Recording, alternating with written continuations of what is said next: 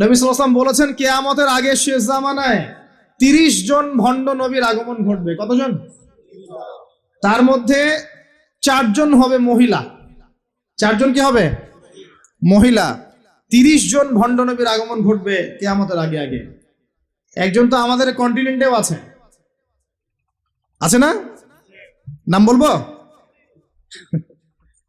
নাম বলতে আমার ঘৃণা লাগে, এই জন্য নাম বলি না।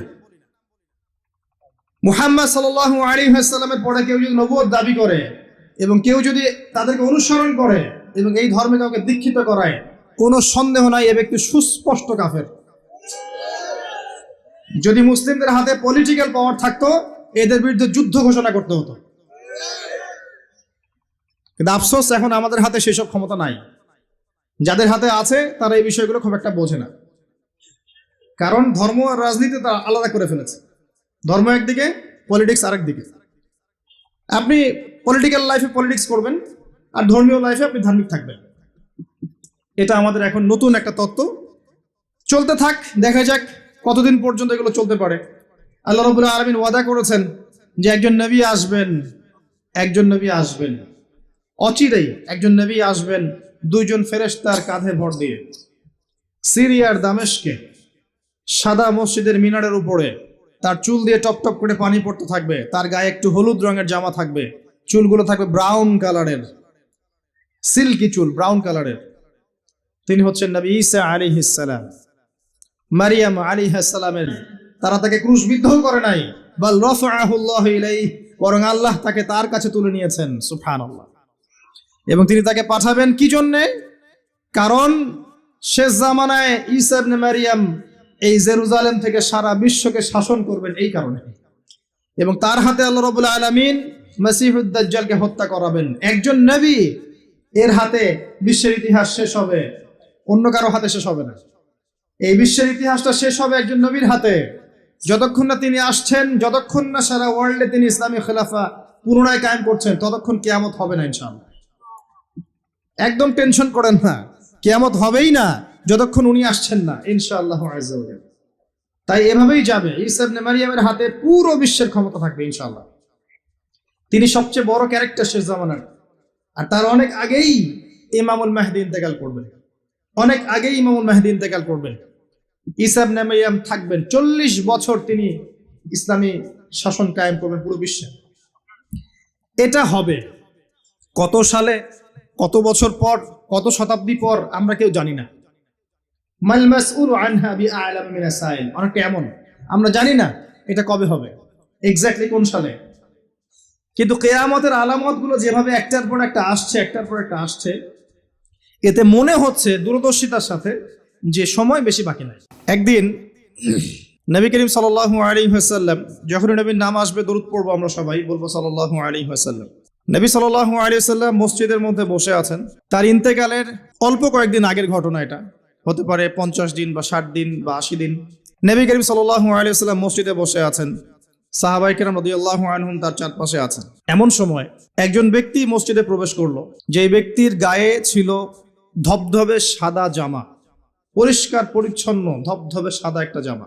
দেখেন মসজিদে আসার আদব, আমরা মসজিদে যাই সবচেয়ে নোংরা জামাটা পরে যাই। দেখবেন একটা ছেঁড়া লুঙ্গি, ছেঁড়া গেঞ্জি, ছেঁড়া পাঞ্জাবি, মসজিদে চলে গেলাম। এই ব্যক্তি মসজিদে আসছেন, তার সবচেয়ে সেরা কাপড়টা পরে আসছেন, ধবধবে সাদা জামা পরে আসছেন। আর সাদা পোশাক পরা কিন্তু সুন্নত, এটা জানেন তো? সাদা পোশাক পরা সুন্নত। সাদা পোশাক পরে তিনি মসজিদে আসলেন, ধবধবে সাদা পোশাক, এবং তার চুলগুলো ছিল প্রচন্ড কালো, কুচকুচে কালো, সুন্দর পরিপাটি। তো পরিপাটি থাকা ইসলামের সুন্নত। তিনি এসে নবী সাল্লাল্লাহু আলাইহি ওয়াসাল্লামের কাছে এসে বসলেন। যেভাবে বসলেন তার ব্যাখ্যাটা হাদিসে এসেছে এভাবে, যে হাত্তা জালাসা মা'আন নবী সাল্লাল্লাহু আলাইহি ওয়াসাল্লাম ফাসনাদা রুকবাতাইহি ইলা রুকবাতাইহি ওয়া ওয়াদা'a কাফাইহি আলা ফাখিজাইহি। এই ব্যক্তি নবী সাল্লাল্লাহু আলাইহি ওয়াসাল্লামের কাছে এসে বসলেন, তার হাঁটুর সাথে হাঁটু লাগিয়ে দিলেন। আমরা তাশাহুদে যেমন করে বসি, আত-তাহিয়াতু লিল্লাহি ওয়াস সালাওয়াতু ওয়াত তাইয়্যিবাত, এই সময় আমরা যেমন করে বসি, এই ব্যক্তি এভাবে বসলেন, নবীর কাছে এসে বসলেন, হাঁটুর সাথে হাঁটু লাগিয়ে বসলেন। বসে তার দুই হাত আল্লাহ রসুলের এই যে পা উরু এর উপরে রাখলেন। টিচারের কাছে ওস্তাদ, মানে ওস্তাদের কাছে কি স্টুডেন্ট ছাত্র এসেছে বসতে, আদবটা দেখেছেন? আমরা একটু আদবের সাথে বসবো ইনশাল্লাহ। আদবের সাথে বসেছেন, বসে নবী সাল্লাল্লাহু আলাইহি ওয়াসাল্লামকে জিজ্ঞাসা করছেন, ইয়া মুহাম্মদ, বলেন সাল্লাল্লাহু আলাইহি ওয়াসাল্লাম, হে মুহাম্মদ সাল্লাল্লাহু আলাইহি ওয়াসাল্লাম, আখবিরনি আনিল ইসলাম।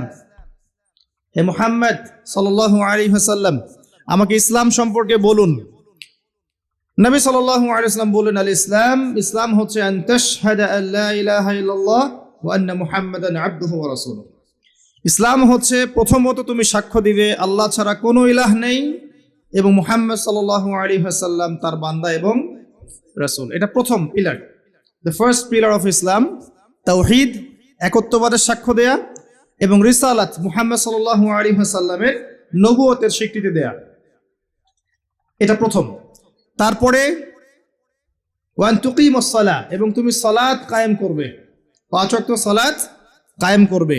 ওয়া তুতিয়া যাকাত, এবং যাকাত প্রদান করবে, নিসাব পরিমাণ সম্পদ হয়ে গেলেই যাকাত প্রদান করবে। ওয়া তাসুমা রমাদান, এবং রমাদান মাসে সওম পালন করবে, রমজান মাসে সওম পালন করবে। এবং তোমার যদি সামর্থ্য হয় তাহলে বাইতুল্লাহ গিয়ে হজ করবে। এই হলো ইসলাম। ইসলামের পিলার কয়টা ভাই? 5টা। তাওহীদ এবং রিসালাত, অর্থাৎ কালিমা লা ইলাহা ইল্লাল্লাহ মুহাম্মাদুন রাসূলুল্লাহ। 2 নাম্বার সালাত, 5 ওয়াক্ত। সালাত নাই, ইসলাম থেকে নাম কাটা। মান তারাকা সালাতান মুতাআম্মিদান ফাকাদ কাফারা, কেউ যদি সালাত ইচ্ছা করে ছেড়ে দেয়, মুসলিমের লিস্ট থেকে নাম কাটা পড়ে গেছে। জনগণ তাকে হাজী সাহেব বলতে পারে, আল্লাহর লিস্টের নাম নাই, কারণ সে সালাত ছেড়ে দিয়েছে। সালাত ছেড়ে দিলে ইসলামের কোনো পিলার থাকে না। আপনি অন্যান্য গুনাহ করছেন কিন্তু সালাত পড়ছেন, অ্যাটলিস্ট নাম আছে আপনার, মুসলিম আপনি। নামাজ বাদ দিয়ে দিয়েছে, তার ইসলামের লিস্টে তার কোনো নাম নাই। মান তারাকা সালাতান মুতাআম্মিদান ফাকাদ কাফার, সে কুফরি করলো, কাফের হয়ে গেল। বাইনা রাজুলি ওয়া বাইনাশ শিরকি ওয়াল কুফরি তারকুস সালাহ, একজন আল্লাহর বান্দা আর একজন কাফের মুশরিকের মাঝে পার্থক্য হচ্ছে নামাজ। ঠিক আছে ভাই? সালাত নাই, ইসলাম নাই। আচ্ছা, তারপরে বলেছেন যাকাত, তোমার নিসাব পরিমাণ সম্পদ হয়ে গেলে যাকাত প্রদান করবে। আপনার নিসাব পরিমাণ সম্পদ হয়ে গেলে, 1 বছর যদি সম্পদ আপনার কাছে থাকে, আপনাকে যাকাত প্রদান করতে হবে 2.5%। এটা হলো ইসলামিক অর্থনীতির মূল ভিত্তি। ইসলামিক অর্থনীতি দাঁড়িয়ে আছে যাকাতের উপরে, ব্যবসার উপরে, সাদাকার উপরে। এগুলো ইসলামিক অর্থনীতির পিলার। এর মধ্য দিয়ে টাকা পয়সা সবার হাতে হাতে ঘুরতে থাকে। কেউ চিরস্থায়ী গরিব হয় না, কেউ চিরস্থায়ী ধনীও হয় না, একটা সাম্য বজায় থাকে। আর কেউ ধনী হয়ে গেলেও তার সম্পদে গরিবের হক থাকে, যাকাত, তখন সেটা তাকে দিতে হয়। এভাবে ইসলামিক ইকোনমিক্স ঘুরতে থাকে। পক্ষান্তরে সুদের মধ্য দিয়ে এক শ্রেণীর মানুষ দিন দিন ধনী হতে থাকে, আর এক শ্রেণীর মানুষ দিন দিন গরিব হতে থাকে। এটা সুদের ফলাফল। এর ফলশ্রুতিতে বিশ্বের একটা অংশ দিন দিন ধনী হয়েছে, আর বাকি অংশগুলো গরিব হয়েছে। এবং এটা আমি অনেকদিন বলেছি, মায়ের সাথে জেনার মতো অপরাধ, আল্লাহ এবং তার রাসূলের সাথে যুদ্ধের মতো অপরাধ। 36টা জেনা করলে যে পাপ হয়, 1 দিরহাম সুদ খেলে সেই পাপ হয়। যে ব্যক্তি সুদ খায়, যে দেয়, যে লিখে রাখে, যে সাক্ষী থাকে, সবাইকে নবীজি বলেছেন সমান অপরাধী।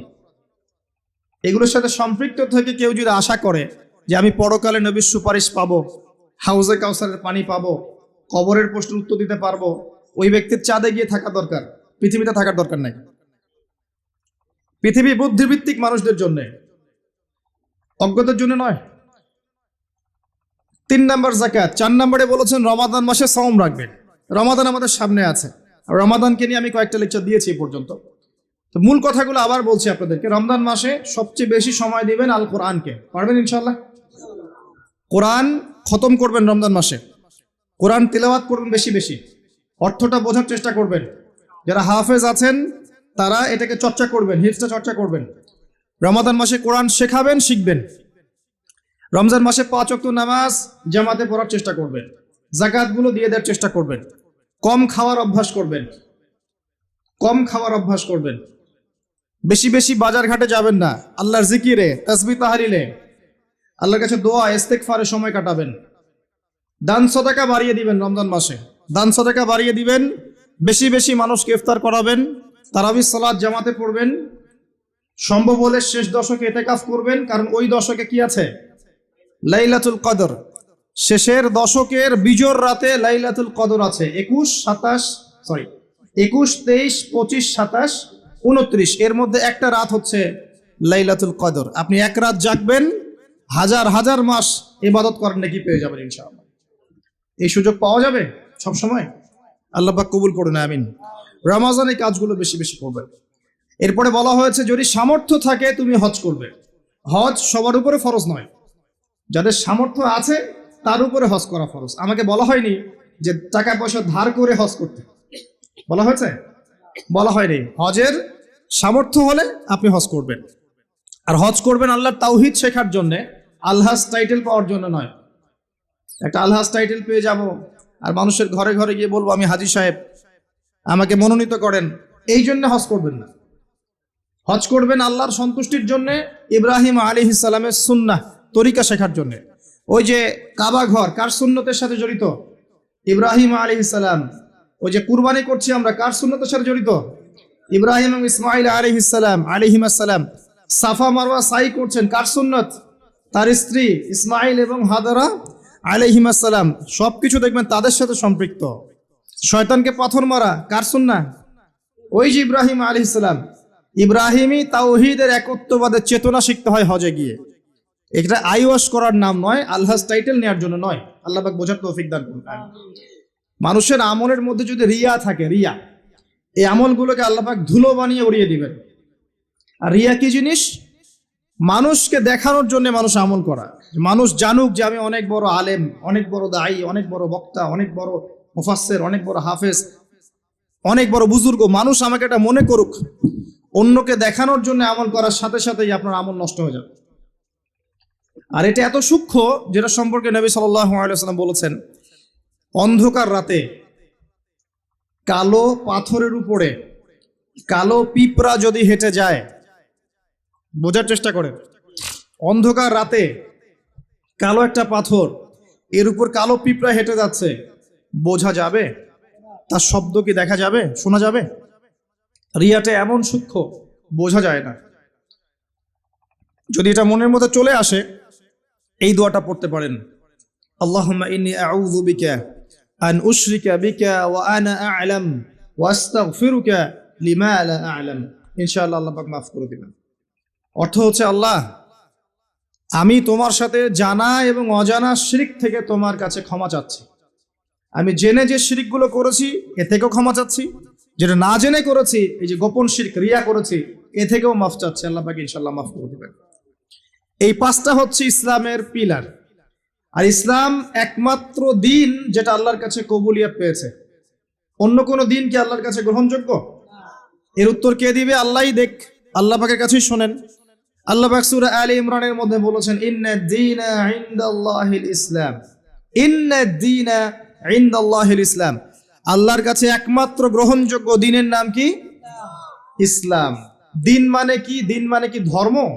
না দিন মানে একটা জীবন ব্যবস্থা? ইসলাম কি একটা শুধু ধর্মের নাম? না ইসলামে প্রত্যেকটা বিষয়ের সমাধান আছে। কোনটা? ধর্মের সমাধান ইসলামে নাই? কিভাবে আমল করতে হবে ইসলামে নাই? কিভাবে তাওহীদ পালন করতে হবে নাই?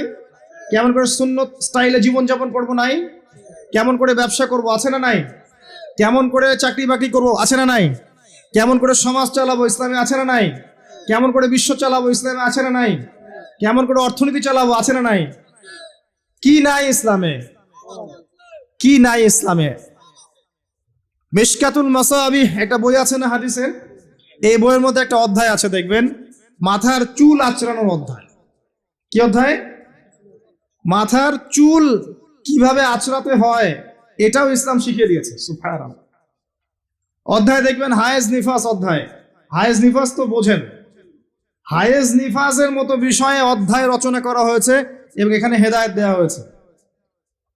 অধ্যায় আছে বাথরুম যাওয়া অধ্যায়, মানে ইস্তেঞ্জা করা অধ্যায়। কিভাবে আপনি ইস্তেঞ্জা করবেন, কিভাবে পেশাব পায়খানা করবেন ইসলামে দেয়া আছে। অধ্যায় আছে খাবার খাওয়া অধ্যায়, কিভাবে আপনি খাবার খাবেন, কতটুকু খাবেন, খাওয়ার আগে কি বলবেন, পরে কি বলবেন, লেখা আছে। কি নাই, আপনার বাথরুম থেকে শুরু করে রাষ্ট্র বিশ্ব পর্যন্ত, রাষ্ট্র তো অনেক দূরের কথা, বিশ্ব পর্যন্ত ইসলাম এখানে আছে। বিশ্বে কিভাবে অন্য দেশের সাথে আমাদের মেলামেশা করতে হবে সেটাও বলা আছে। বিশ্বাস হয় না? আল্লাহ সূরা মাইদায় বলেছেন 51 নম্বর আয়াতে, ইয়া আইয়ুহাল্লাযীনা আমানু, হে মুমিনগণ, লা তাত্তাখিযুল ইয়াহুদা ওয়ান নাসারা আউলিয়া, ইহুদি এবং নাসারাদেরকে বন্ধু রূপে গ্রহণ করো না, আউলিয়া রূপে গ্রহণ করো না। এটা ওয়ার্ল্ড অ্যাফেয়ার্স না? বুঝেন কথা? বা'দুহুম আউলিয়াউ বা'দ, এরা একে অপরের বন্ধু। বিশ্বের মধ্যে একটা শক্তি আছে না একে অপরের বন্ধু, ইহুদি খ্রিস্টানদের, যারা প্যালেস্টাইন দখল করে আছে, এদেরকে জায়নিস্ট বলা হয়। আল্লাহ পাক এদের সাথে বন্ধুত্ব করতে নিষেধ করেছেন। তাহলে কোরআনের মধ্যে ভূ রাজনৈতিক বিষয় নাই? কি নাই? সব আছে। একজন মানুষ বিশ্বাস করে কোরআনের সব আছে, হাদিসের সব আছে, ইসলামের সব আছে, কিন্তু আমল করতে গিয়ে পারে না, এই ব্যক্তিকে আল্লাহ পাক মাফ করতে পারেন না? পারেন ইনশাআল্লাহ। আর একজন ব্যক্তির বিশ্বাসই হয় না যে ইসলামে সব আছে, সে মনে করে ইসলাম এই যুগে চলে না ওই যুগে চলতো, সে মনে করে যে ইসলামে কোরআনে সবকিছু নাই, আংশিক বিষয় আছে, এগুলো আমরা ডিল করব। ভূরাজনৈতিক প্রেক্ষাপট, অর্থনীতি, সামাজিক নীতি, পলিটিক্স, এগুলো আমরা ডিল করব। ইসলাম হচ্ছে তসবিহ, তাহলিল, জিকির, আজগারের নাম। কিছু মানুষ এমনটাও মনে করে, আছে না? এদের জন্য জাহান্নামের আগুন ছাড়া কোনো জায়গা নাই, কোশ্চিন কালেও না। একজন ব্যক্তির আকীদা যদি ঠিক না হয়, তার আমল কোনো কাজে দিবে না। আর একজন ব্যক্তির আকীদা ঠিক আছে, ইসলামের সব আছে, কোরআনের সব আছে, হাদিসের সব আছে, আমি মানতে পারি না, আমি দুনিয়ার কারণে হোক, অন্যান্য চাপের কারণেই হোক, আমার বিভিন্ন স্বার্থের কারণে হোক, আমি মানতে পারছি না, কিন্তু আমি বিশ্বাস করি যে সব ইসলামে আছে, একে আল্লাহ পাক মাফ করতে পারেন। পারেন না? ইনশাআল্লাহ পারেন। অতএব আকীদা পরিষ্কার করেন। আল্লাহ বলছেন ইন্না দীনা ইনদাল্লাহিল ইসলাম, একমাত্র দিন আল্লাহর কাছে গ্রহণযোগ্য সেটা হলো ইসলাম। কথা বলেন, ইসলাম। অর্থ কি? আত্মসমর্পণ। ইয ক্বালা লাহু রাব্বুহু আসলিম, যখনই তার রব তাকে বলেছেন আত্মসমর্পণ করো, ক্বালা আসলামতু লিরাব্বিল আলামিন, তিনি বলেছেন আমি জগৎসমূহের প্রতিপালকের নিকটে আত্মসমর্পণ করলাম। এই ব্যক্তিকে ইব্রাহিম আলাইহিস সালাম। যখনই আল্লাহ বলেছেন আত্মসমর্পণ করো, তিনি বলেছেন আত্মসমর্পণ করলাম। তিনি তো আমাদের নাম রেখেছেন মুসলিম, তাই না? হুয়া সাম্মাকুমুল মুসলিমিন। আল্লাহ বলছেন সন্তানকে আর তার মাকে রেখে আসো কাবা ঘরের পাশে, মরুভূমিতে, জনমানব শূন্য জায়গায়। তিনি বলছেন না যে আল্লাহ এর পিছনে যুক্তি কি, ওকে রেখে আসবো, এর পিছনে দর্শন কি, এর পিছনে বৈজ্ঞানিক ব্যাখ্যা কি? জিজ্ঞাসা করেছেন? ইব্রাহিম আলাইহিস সালাম জিজ্ঞাসা করেছেন? রেখে এসেছেন। একবার আল্লাহ পাক বলেছেন সন্তানকে জবাই করে দাও, ইব্রাহিম আলাইহিস সালাম বলেছেন কি জন্য জবাই করবো আল্লাহ, বাচ্চা মানুষ, এর পিছনে যুক্তি কি আল্লাহ, এর পিছনে দর্শন কি, বৈজ্ঞানিক ব্যাখ্যা কি? জিজ্ঞাসা করেছেন? যখন আল্লাহ যে আদেশ করেছেন আসলামতু লিরাব্বিল আলামিন, আমি আত্মসমর্পণ করলাম, সারেন্ডার, এর নাম ইসলাম। প্রত্যেকটা বিষয়ের পিছনে যুক্তি থাকবে, দর্শন থাকবে, বিজ্ঞান থাকবে, কিন্তু এগুলোর সীমাবদ্ধতা আছে, আল্লাহর জ্ঞানের কোনো সীমাবদ্ধতা নাই। কথা কি বুঝতে পারছেন? একটু কথা ধরতে হবে। ইসলাম আত্মসমর্পণের নাম। আত্মসমর্পণের মধ্য দিয়ে শান্তি অর্জন করা। একজন ব্যক্তি যদি আত্মসমর্পণ না করে শান্তি পাবে? শান্তি পাবে না, ওর ভিতরটা অস্থির হয়ে থাকবে। যখন সে আল্লাহর প্রতি পূর্ণ বিশ্বাসী হবে যে আল্লাহ পাকের প্রতিটা বিধানই আমার কল্যাণের জন্য, তখন দেখবেন মনের শান্তি চলে এসেছে। আর যদি অশান্ত থাকে, না এটা ঠিক হতেও পারে, নাও হতে পারে, সংশয়বাদী হয়, বুদ্ধিবাদী হয়, বা অভিজ্ঞতাবাদী হয়, বা সমন্বয়ী মতবাদে বিশ্বাস করে, বা অন্যান্য দার্শনিক মতবাদগুলোতে বিশ্বাস করে, ভোগবাদী হয়, বস্তুবাদী হয়, দেখবেন সে মনে শান্তি পাবে না। তো ইসলাম মানে কি ভাই? আত্মসমর্পণের মাধ্যমে শান্তি অর্জন করা। আল্লাহ পাক যদি আপনাকে বলেন 5 ওয়াক্ত সালাত পড়তে হবে, আপনি কি জিজ্ঞাসা করবেন কেন পড়বো, যুক্তি কি, বিজ্ঞান কি এর পিছনে জিজ্ঞাসা করবেন? যুক্তি, বিজ্ঞান, দর্শন সব সমস্যার সমাধান দিতে পারে? পারে? আমরা তো মনে করি পারে। যুক্তি, বিজ্ঞান, দর্শন সমস্ত সমস্যার সমাধান দিতে পারে? এত সহজ? আমরা যে বেঁচে আছি, আমাদের দেহের মধ্যে একটা রূহ আছে, আছে আত্মা আছে। আত্মার সংজ্ঞা দিতে পেরেছে বিজ্ঞান, দর্শন, যুক্তি? দিতে পেরেছে? আত্মা কাকে বলে, কত প্রকার, কি কি, কঠিন না তরল না বায়বীয়, বলতে পেরেছে? সুবহানাল্লাহ। অথচ আত্মা বলে কি কিছু নাই? এই যে গাছের প্রাণ আছে, এই প্রাণ একটা রুহ না, আত্মা না? একটা পিঁপড়ার মধ্যে আত্মা আছে না? একটা পশু পাখির মধ্যে আত্মা আছে না? কিছু একটা তো আছে যার জন্য জীবিত আছে। যখন ডেড তখন কিছু একটা নাই যেটা তার মধ্যে ছিল। কি ছিল না? আত্মা, রুহ, সোল, এটা সংজ্ঞা দিতে পারবে? পারবে না। ফিলোসফিতে আমরা যতগুলো তত্ত্ব পড়েছি, কেউই আজ পর্যন্ত আত্মার সঠিক ডেফিনেশন দিতে পারে নাই। যাই হোক, ওইদিকে আমি যাচ্ছি না। মূল বিষয়টা হচ্ছে, ইসলামের প্রত্যেকটা বিষয়কে আপনি যুক্তি, বিজ্ঞান, দর্শন দিয়ে প্রমাণ করতে পারবেনই জরুরি না, কারণ এগুলোর সীমাবদ্ধতা আছে। আল্লাহর ওহির কোনো সীমাবদ্ধতা নাই। এগুলোর জ্ঞান সসীম, আল্লাহর জ্ঞান অসীম। কথা কি বুঝতে পারছেন? আল্লাহর জ্ঞানে সবকিছু ধরে, আমাদের বুদ্ধিতে সবকিছু কখনোই ধরবে না। ধরতে পারলে তো আমরাই রব হয়ে যেতাম। নাউজুবিল্লাহ। ইসলাম ছাড়া অন্য দিন চলবে কিনা প্রশ্ন, উত্তর আল্লাহ দিচ্ছেন সূরা আল ইমরানের মধ্যেই। ওয়ামান ইয়াবতাগি গায়রাল ইসলামি দীনান ফালাই ইউকবাল মিনহু, কেউ যদি ইসলাম ছাড়া অন্য কোন জীবন ব্যবস্থা তালাশ করে, ফালাই ইউকবাল মিনহু, আরবি যারা জানে টুকটাক ব্যাকরণ তারাও জানে, লাই ইউকবালা, কোশ্চিন কালেও কবুল করা হবে না। কখনো হবে এমন না, ফালাই ইউকবালা, কোশ্চিন কালেও কবুল করা হবে না, ফুল স্টপ। কেউ যদি ইসলাম ছাড়া অন্য কোনো জীবন ব্যবস্থা তালাশ করে, ইসলাম ছাড়া অন্য কোনো তন্ত্র, মন্ত্র, দর্শন ইত্যাদি তালাশ করে, এগুলোর মধ্যে সবকিছুর সমাধান খোঁজে, এগুলোর আনুগত্য করে, আল্লাহ বলছেন কোশ্চিন কালেও ওর কাছ থেকে কোনো আমল কবুল করা হবে না। ওয়া হুয়া ফিল আখিরাতি মিনাল খাসিরিন, এবং পরকালে সে ব্যক্তি খাসিরিন, ক্ষতিগ্রস্তদের অন্তর্ভুক্ত হবে ইনশাআল্লাহ তাআলা। বেস কি ইসলামের? ভিত্তি কি? কোরআন এবং হাদিস। যদি কেউ বলে আমি কোরআন মানি, হাদিস মানি না, সুস্পষ্ট কাফের। কেউ যদি বলে আমি কোরআন মানি, নবীর হাদিস মানি না, সুস্পষ্ট কাফের, কোনো সন্দেহ নাই। সন্দেহ আছে? কোরআন এবং হাদিস এই দুটো পিলারের উপরে দাঁড়িয়ে আছে ইসলাম। ইজমা কিয়াস আছে, কিন্তু মূল থিম হচ্ছে কোরআন এবং হাদিস, এর উপর দাঁড়িয়ে আছে ইসলাম। এটাই একমাত্র দিন আল্লাহর কাছে যেখানে সমস্ত বিষয়ের সমাধান আছে। এর বাইরে অন্য কোনো দিন কেউ যদি খোঁজে, কোশ্চিন কালেও কবুল করা হবে না। এবং আরো একটা শর্ত আছে, কোরআন এবং হাদিস যেভাবে নবীজি বুঝেছেন, তার সাহাবীরা বুঝেছে, ওইভাবেই বুঝতে হবে, নতুন কোনো বুঝ চলবে না। কথা কি বুঝতে পারে নাই? কোরআন এবং হাদিসের কিছু ব্যাখ্যা আছে না? এই ব্যাখ্যাগুলো নিজে মন গড়া করব না নবীর ব্যাখ্যা নিব? একটা আয়াত আছে কোরআনের মধ্যে, তোমরা সেহরি করো, পানাহার করো, যতক্ষণ না সাদা সুতা কালো সুতা থেকে আলাদা করা যায়। এখন কি আপনি রাতের বেলা সুতা নিয়ে বসে থাকবেন আর খাওয়া দাওয়া করবেন? কি করবেন? সাদা সুতা কালো সুতা পার্থক্য না করা পর্যন্ত কি খাওয়া দাওয়া করবেন? কি বুঝিয়েছেন আল্লাহ পাক এখানে? এই ব্যাখ্যাটা কে দিবে? আমি দিব না নবী দিবেন?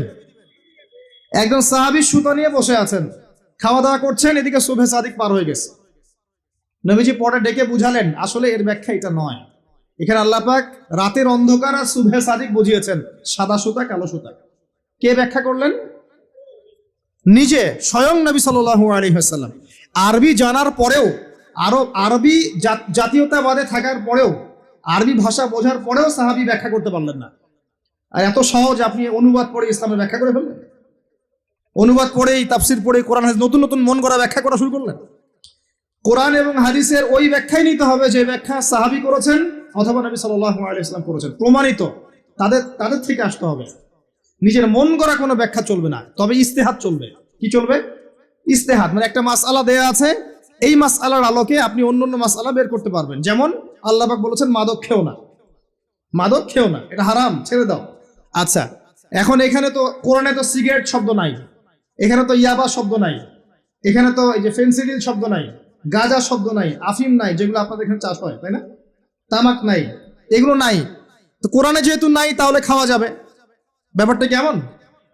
কোরআনে মূলনীতি দেওয়া আছে না? এখন যে কোনো বস্তুই যাই মাদকতা সৃষ্টি করবে সেটাই হারাম, সিম্পল। এই যে ইস্তেহাদ করলেন আপনি, এটার অপশন আছে, এর দরজা খোলা আছে, কিন্তু নতুন মন করা ব্যাখ্যা চলবে না। অন্যান্য সমস্ত ধর্মের ভালো ভালো জিনিসগুলোকে নিয়ে নতুন একটা ধর্ম চালু করলেন আর সবাইকে ওইদিকে ডাকছেন। এইসব তন্ত্রমন্ত্র ইসলাম বিশ্বাস করে না। চূড়ান্ত সঠিক রিলিজিয়ন ইসলাম, এখানে সমস্ত কিছু সমাধান আছে, এখানেই সবকিছু আছে, এর বাইরে কিচ্ছু নাই। হ্যাঁ, ইসলামের কল্যাণের সাথে যদি কোনো কিছু মিলে যায়, ওই বিষয়টা নিতে আমাদের কোনো আপত্তি নেই। কিন্তু কোরআন সুন্নাহর মূলনীতির সাথে কোনো কিছু যদি না মেলে সেটা মানতে মুসলিমরা কোশ্চিনকালেও বাধ্য নয়। এবং তালগোল পাকিয়ে সমস্ত ধর্মের কিছু নিয়ে একটা নতুন ধর্ম তৈরি করার অধিকার আল্লাহ কাউকে দেন নাই। এটা একটা প্রবৃত্তির দাসত্ব, নতুন ধর্ম। এটা একটা মানব সৃষ্ট ধর্ম। যে ব্যক্তি এগুলোতে বিশ্বাস করবে সে ইসলাম থেকে খারিজ হয়ে যাবে ইনশাআল্লাহ তাআলা। ওয়া হুয়া ফিল আখিরাতি মিনাল খাসিরিন। খুব সতর্ক থাকবেন। কোরআন সুন্নাহে যা আছে চূড়ান্ত, এর বাইরে কিচ্ছু নাই হকের, এর বাইরে আসলে কিছু নাই, এটাই চূড়ান্ত। যদি কোনো কিছু মিলে যায় কোরআন সুন্নাহর সাথে মানতে আপত্তি নাই, যদি না মেলে মুসলিম না মানাই তোমার জন্য ওয়াজিব, না মানাই তোমার জন্য ফরজ। আল্লাহ পাক বোঝার তৌফিক দান করুন, আমিন। আর একটা বিষয় হচ্ছে, এই ইসলাম কি নতুন কোন ধর্ম কিনা? উত্তর জি না। সৃষ্টির শুরু থেকে শেষ পর্যন্ত ইসলামই আছে, এর বাইরে কিছু নাই। আদম আলাইহিস সালাম মুসলিম ছিলেন, ইব্রাহিম আলাইহিস সালাম মুসলিম ছিলেন, নবী মুসা আলাইহিস সালাম বনু ইসরাইলের নবী, ইহুদিদের নবী, তিনি মুসলিম ছিলেন। ঈসা ইবনে মারইয়াম নসরাদের নবী মুসলিম ছিলেন। মুহাম্মদ সাল্লাল্লাহু আলাইহি ওয়াসাল্লাম মুসলিম ছিলেন। যত নবী রাসূল এসেছেন সবাই একটা ধর্ম নিয়ে এসেছেন, এর বাইরে কোনো ধর্ম নিয়ে আসেন নাই। কিন্তু এক একটা রিলিজিয়ন ছিল এক একটা অঞ্চলের জন্য, একটা সম্প্রদায়ের জন্য, নির্দিষ্ট সময়ের জন্য, স্থান এবং কালের জন্য। কিন্তু কোরআন এবং সুন্নাহ সমস্ত মানব জাতির জন্য। সুবহানাল্লাহ। এই কোরআন এবং সুন্নাহ শুধু মুসলিমদের সম্পত্তি নয়, এটা সমস্ত মানব জাতির সম্পত্তি। তো এটা যদি কেউ মনে করে যে ইসলাম নতুন ধর্ম, মুহাম্মদ সাল্লাল্লাহু আলাইহি ওয়াসাল্লাম নিজে এটা প্রবর্তন করেছেন, এটা ডাহা মিথ্যাবাদী। ইসলাম চির প্রাচীন, চির নতুন, চির আধুনিক। কথা কি বুঝতে পারছেন? ইসলাম নতুন কোন ধর্ম নয়। একদম নূহ থেকে শুরু করে, আদম থেকে শুরু করে মুহাম্মদ সাল্লাল্লাহু আলাইহি ওয়াসাল্লাম পর্যন্ত সবাই একই দাওয়াত দিয়ে গেছেন, কুলু লা ইলাহা ইল্লাল্লাহ তুফলিহুন। তোমরা সবাই বলো লা ইলাহা ইল্লাল্লাহ, আল্লাহ ছাড়া কোনো ইলাহ নাই, সফল হয়ে যাবে ইনশাআল্লাহ। ওয়া লাকাদ বাআসনা ফি কুল্লি উম্মাতির রাসূলা আন ইবুদুল্লাহ ওয়াজতানিবুত তাগুত। আল্লাহ বলছেন আমি প্রত্যেকটা সম্প্রদায়ে নবী পাঠিয়েছি, রাসূল পাঠিয়েছি এই দুইটা দাওয়াত দিয়ে, আল্লাহর ইবাদত করো, তাওহীদে থাকো, শিরক করো না, আর তাগুতকে বর্জন করো, আল্লাহ বিরোধী শক্তিগুলোকে বর্জন করে দাও। এটাই ছিল দাওয়াতের মূলনীতি। সবাই একই দাওয়াত নিয়ে এসেছে, সবাই মুসলিম ছিলেন। তাহলে সমস্যা হলো কিভাবে? সমস্যা হলো এভাবে, যখন একজন নবী ইন্তেকাল করেছেন তার পরবর্তীতে তার কওম আস্তে আস্তে আস্তে আস্তে ধর্মগ্রন্থকে বিকৃত করা শুরু করেছে। এখন হাদিসের নামে অনেক জাল হাদিস নাই, আছে না? অনেক জাল হাদিস, তারপরে অনেক উল্টাপাল্টা হাদিস মানুষ বলে বেড়াচ্ছে না, যেগুলো কোনোদিন শোনেন নাই জীবনে, আছে না? তো আল্লাহ পাক কোরআন সংরক্ষণ করেছেন, কোরআনের মধ্যে কেউ একটা চুল পরিমাণ ঢুকাতে পারবে না, বের করতে পারবে না।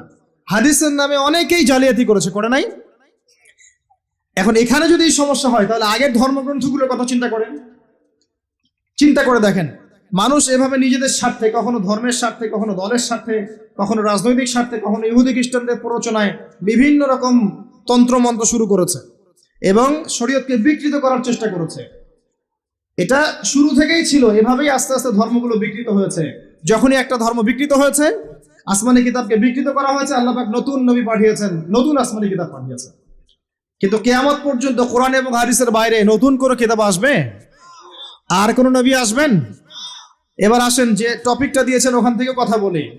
নবী সাল্লাল্লাহু আলাইহি ওয়াসাল্লাম বলেছেন কিয়ামতের আগে শেষ জামানায় 30 জন ভণ্ড নবীর আগমন ঘটবে। কতজন? তার মধ্যে 4 জন হবে মহিলা। 4 জন কি হবে? মহিলা। 30 জন ভণ্ড নবীর আগমন ঘটবে কিয়ামতের আগে আগে। একজন তো আমাদের কন্টিনেন্টেও আছে, আছে না? নাম বলবো? নাম বলতে আমার ঘৃণা লাগে, এই জন্য নাম বলি না। মুহাম্মদ সাল্লাল্লাহু আলাইহি ওয়াসাল্লামের পরে কেউ যদি নবুয়ত দাবি করে এবং কেউ যদি তাদেরকে অনুসরণ করে এবং এই ধর্মে কাউকে দীক্ষিত করায়, কোনো সন্দেহ নাই এ ব্যক্তি সুস্পষ্ট কাফের। যদি মুসলিমদের হাতে পলিটিক্যাল পাওয়ার থাকতো এদের বিরুদ্ধে যুদ্ধ ঘোষণা করতে হতো, কিন্তু আফসোস এখন আমাদের হাতে সেসব ক্ষমতা নাই। যাদের হাতে আছে তারা এই বিষয়গুলো খুব একটা বোঝে না, কারণ ধর্ম আর রাজনীতি তারা আলাদা করে ফেলেছে। ধর্ম একদিকে, পলিটিক্স আরেক দিকে। আপনি পলিটিক্যাল লাইফে পলিটিক্স করবেন আর ধর্মীয় লাইফে আপনি ধার্মিক থাকবেন। এটা আমাদের এখন নতুন একটা তত্ত্ব, চলতে থাক, দেখা যাক কতদিন পর্যন্ত এগুলো চলতে পারে। আল্লাহ রাব্বুল আলামিন ওয়াদা করেছেন যে একজন নবী আসবেন, একজন নবী আসবেন, অচিরেই একজন নবী আসবেন, দুইজন ফেরেশতার কাঁধে ভর দিয়ে সিরিয়ার দামেস্কে সাদা মসজিদের মিনারের উপরে তার চুল দিয়ে টপ টপ করে পানি পড়তে থাকবে, তার গায়ে একটু হলুদ রঙের জামা থাকবে, চুলগুলো থাকবে ব্রাউন কালারের, সিল্কি চুল, ব্রাউন কালারের। তিনি হচ্ছেন নবী ঈসা আলাইহিস সালাম। মারিয়াম আলাইহিস সালামের তারা তাকে ক্রুশবিদ্ধ করে নাই, বাল রাফাআহুল্লাহু ইলাইহি, বরং আল্লাহ তাকে তার কাছে তুলে নিয়েছেন, সুবহানাল্লাহ। এবং তিনি তাকে পাঠাবেন কি জন্যে? কারণ শেষ জামানায় ঈসা ইবনে মারিয়াম এই জেরুজালেম থেকে সারা বিশ্বকে শাসন করবেন এই কারণে। এবং তার হাতে আল্লাহ রাব্বুল আলামিন মসিহুদ দাজ্জালকে হত্যা করাবেন। একজন নবী এর হাতে বিশ্বের ইতিহাস শেষ হবে, অন্য কারো হাতে শেষ হবে না। এই বিশ্বের ইতিহাসটা শেষ হবে একজন নবীর হাতে। যতক্ষণ না তিনি আসছেন, যতক্ষণ না সারা ওয়ার্ল্ডে তিনি ইসলামী খেলাফা পুনরায় কায়েম করছেন, ততক্ষণ কিয়ামত হবে না ইনশাআল্লাহ। একদম টেনশন করেন না, কিয়ামত হবেই না যতক্ষণ উনি আসছেন না, ইনশাআল্লাহ আযজা ওয়া জাল্লা। তাই এভাবেই যাবে, ঈসা ইবনে মারিয়ামের হাতে পুরো বিশ্বের ক্ষমতা থাকবে ইনশাআল্লাহ। তিনি সবচেয়ে বড় ক্যারেক্টার শেষ জামানার। আর তার অনেক আগেই ইমামুল মাহদী ইন্তেকাল করবেন, অনেক আগেই ইমামুল মাহদী ইন্তেকাল করবেন। ঈসা ইবনে মারিয়াম থাকবেন 40 বছর, তিনি ইসলামী শাসন কায়েম করবেন পুরো বিশ্বে। এটা হবে কত সালে, কত বছর পর, কত শতাব্দী পর আমরা কেউ জানি না। মাল মাসউলু আনহা বিআলাম মিনাস সাইল, অনেকটা এমন আমরা জানি না এটা কবে হবে, এক্স্যাক্টলি কোন সালে। কিন্তু কিয়ামতের আলামতগুলো যেভাবে একটার পর একটা আসছে, একটার পর একটা আসছে, এতে মনে হচ্ছে দূরদর্শিতার সাথে যে সময় বেশি বাকি নাই। একটা বিষয়ের আলামত প্রকাশ পেলে মানুষ বুঝতে পারে না যে একটা বিষয় ঘটতে যাচ্ছে। একজনের ক্যান্সার হয়েছে মনে করেন, নাউজুবিল্লাহ, তো ক্যান্সার হয়েছে, সে অসুস্থ হয়েছে, আস্তে আস্তে আরেকটু অসুস্থ হচ্ছে, তারপর আরেকটু অসুস্থ হচ্ছে, এক পর্যায়ে লাস্ট স্টেজে চলে গেছে। তখন ডাক্তার বুঝতে পারে না যে ইনার হাতে বেশি সময় নাই। কথা বোঝা যায়? যখন এমন ভাবে সাইনগুলো একটার পর একটা আসতে থাকে, আমরা অনুমান করে ফেলি না, একটা এস্টিমেট করি না যে সম্ভবত সময় বেশি নাই, এই ব্যক্তি বেশি দিন বাঁচতে পারবে না, হয়তো শেষ স্টেজে আছে, ক্যান্সার ধরা পড়েছে, সে একদম শয্যাশায়ী, মৌতের আলামত প্রকাশ পাচ্ছে। তাহলে কি আপনি বলতে পারবেন না যে তার সময় হয়তো বা সন্নিকটে চলে এসেছে? এটা বলা কি গায়েব জানা হলো? এটা গায়েবের খবর বলা হলো? এটা আপনার দূরদর্শিতা, এটা আপনার হিকমা, আপনার প্রজ্ঞা, আপনার দূরদর্শিতা, আপনার বাসীরা। তো এই বাসীরার চর্চা করা কি নাজায়েজ? আমরা হাদিসটা শেষ করি, তারপর দেখবেন নবী সাল্লাল্লাহু আলাইহি ওয়াসাল্লাম কি করেছেন। আমি বলতে চাচ্ছি, বিশ্ব এখন যে অবস্থায় আছে, আস্তে আস্তে আলামতগুলো আরো বাড়বে এবং শেষটা হবে একজন নবীর হাতে, যিনি পৃথিবীকে শাসন করবেন, একজন বাদশা হিসেবে শাসন করবেন। একজন নবী হবেন এই বিশ্বের শেষ রাজনীতিবিদ। আপনি কি বলছেন? রাজনীতি এক জিনিস আর ধর্ম এক জিনিস। একজন নবী হবে এই বিশ্বের শেষ পলিটিশিয়ান, দেখে নিয়েন। তার নাম কি? নবী ঈসা ইবনে মারিয়াম। ও ওয়ার্ল্ড ব্যাংক কিছুই করতে পারবে না তাকে, ইউনাইটেড নেশনস তার কোনো ক্ষতি করতে পারবে না, ওই ন্যাটো তার কোনো ক্ষতি করতে পারবে না, ওই ইসরায়েল তার কোনো ক্ষতি করতে পারবে না, পশ্চিমার সবাই একত্রিত হয়ে ওর কোনো ক্ষতি করতে পারবে না ইনশাআল্লাহ তাআলা। আল্লাহ পাক তাকে মদদ করবে, সাহায্য করবে। কে আছে তাকে ঠেকাবে? কে আছে তাকে ঠেকাবে? কেউ নাই। তো এটা হবে ইনশাআল্লাহ। ওই সময় কারা বেঁচে থাকবে আল্লাহু আলাম। আমার মনে হয় না আমরা সেই সময় বেঁচে থাকবো, আমার মনে হয় না যে আমরা ওই সময় বেঁচে থাকবো, ইল্লা মাশাআল্লাহ। এটার জন্য অনেক সময় পড়ে আছে। আমরা অন্যদিকে আসেন। এখানে একটা বিষয় আপনাকে ক্লিয়ার করা হলো যে কোরআন এবং হাদিস ইসলামের মূল মানদণ্ড। এটার উপর 5টা পিলার দাঁড়িয়ে আছে: সালাত, তার আগে তাওহীদ এবং সুন্নাহ, যাকাত, রমাদানের সাওম এবং হজ। এটাকে নিয়ে একটা ইসলাম দিন, কমপ্লিট কোড অফ লাইফ, জীবনের সব ক্ষেত্রে সমাধান আছে। এর বাইরে অন্য কোনো দিন তালাশ করলে জাহান্নামে যাবে। অন্য সব ধর্ম নিয়ে একটা নতুন ধর্ম বানালে জাহান্নামে যাবে। ইসলাম যেভাবে আছে এভাবেই বুঝতে হবে, নবীর বুঝ অনুযায়ী, সাহাবে কেরামের বুঝ অনুযায়ী। এর বাইরে কোনো নতুন বুঝ চালু করলেও বাতিল হবে, গণ্য হবে না। মানে আমিলা আমালান লাইসা আলাইহি আমরুনা ফাহুয়া রাদ। কেউ যদি ইসলামের নামে নতুন কোনো তন্ত্রমন্ত্র চালু করে যার পক্ষে আমাদের কোনো দলিল নাই, সেটা প্রত্যাখ্যাত, নবী সাল্লাল্লাহু আলাইহি ওয়াসাল্লাম বলেছেন। এবার আসেন দ্বিতীয় প্রশ্ন। এই ব্যক্তি প্রশ্ন করছেন, কোন ব্যক্তি? ওই যে সাদা পোশাক, কালো চুল, হাঁটুর সাথে হাঁটু লাগিয়ে বসে আছেন, যাকে আরবের কেউ দেখে নাই, নতুন মুখ মনে হচ্ছে। এবার তিনি প্রশ্ন করছেন, ইয়া মুহাম্মদ বলেন সাল্লাল্লাহু আলাইহি ওয়াসাল্লাম, আখবিরনি আনিল ঈমান, আমাকে ঈমান সম্পর্কে বলুন। নবীজি বলছেন, আল ঈমান, ঈমান হচ্ছে আন তুমিনা বিল্লাহ, তুমি আল্লাহর প্রতি বিশ্বাস করবে, এক, ওয়া মালাইকাতিহি, ফেরেশতা মণ্ডলীর প্রতি বিশ্বাস করবে, দুই, ওয়া কুতুবিহি, আসমানি কিতাব সমূহের প্রতি বিশ্বাস করবে, তিন, ওয়া রুসুলিহি, সমস্ত নবী রাসূলের প্রতি বিশ্বাস করবে, এটা চার, পাঁচ, ওয়াল ইয়াউমিল আখির, পরকালের প্রতি বিশ্বাস করবে, ছয়, ওয়াল কদরি খায়রি ওয়া শাররি, তাকদীরের ভালো মন্দের প্রতি বিশ্বাস করবে। ঈমানের পিলার কয়টা ভাই? কয়টা? সুবহানাল্লাহ, পাঁচটা হলো। আমার সাথে বলেন, এক নাম্বার কি? আল্লাহর প্রতি, আল্লাহর প্রতি। দুই নাম্বার বলেন, মালায়েকার প্রতি বিশ্বাস। তিন নাম্বার ভুলে গেছেন? আসমানি কিতাব সমূহের প্রতি বিশ্বাস। চার নাম্বার রাসূলগণের প্রতি ঈমান। পাঁচ নাম্বার ওয়াল ইয়াউমিল আখির, মানে কি? পরকালের প্রতি ঈমান। ছয় নাম্বার ভাগ্য, তাকদীরের ভালো মন্দের প্রতি ঈমান। মনে থাকবে? ঈমানের পিলার ছয়টা। কয়টা? ছয়টা। ইসলামের পিলার কয়টা ছিল? পাঁচটা। এই ছয়টা পিলারকে আবার তিনটা কাজ করতে হবে। কয়টা কাজ?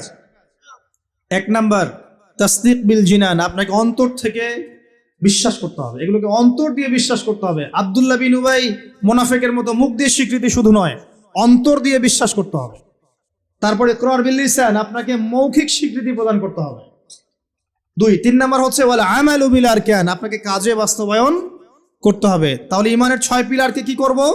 তিন কাজ করব। কয় কাজ? তিন কাজ। এক নাম্বার অন্তরে বিশ্বাস, দুই নাম্বার বলেন মুখে স্বীকৃতি, তিন নাম্বার কাজে বাস্তবায়ন। কেউ যদি বলে আমি মনে বিশ্বাস করি, আমার নামাজ না পড়লেও চলে, চলবে? কেউ যদি বলে আমি মনে অনেক বিশ্বাস করি, যাকাত না দিলেও চলে, আমার চলবে? অনেকে তো এখন এমনও বলে যে আমার নামাজ, রোজা, হজ, যাকাত কিছুরই দরকার নাই, আমি মারেফতের উচ্চ আসনে পৌঁছে গেছি, বলে না? আছে না এরকম ভণ্ড পীর? আছে না? সাবধান, ঈমান আমল হারাবেন না। ওয়া'বুদ রাব্বাকা হাত্তা ইয়াতিয়াকাল ইয়াকিন, নবী সাল্লাল্লাহু আলাইহি ওয়াসাল্লামকে বলা হয়েছে শেষ পর্যন্ত, মউত আসার আগ পর্যন্ত তুমি আল্লাহর ইবাদত করতে থাকো।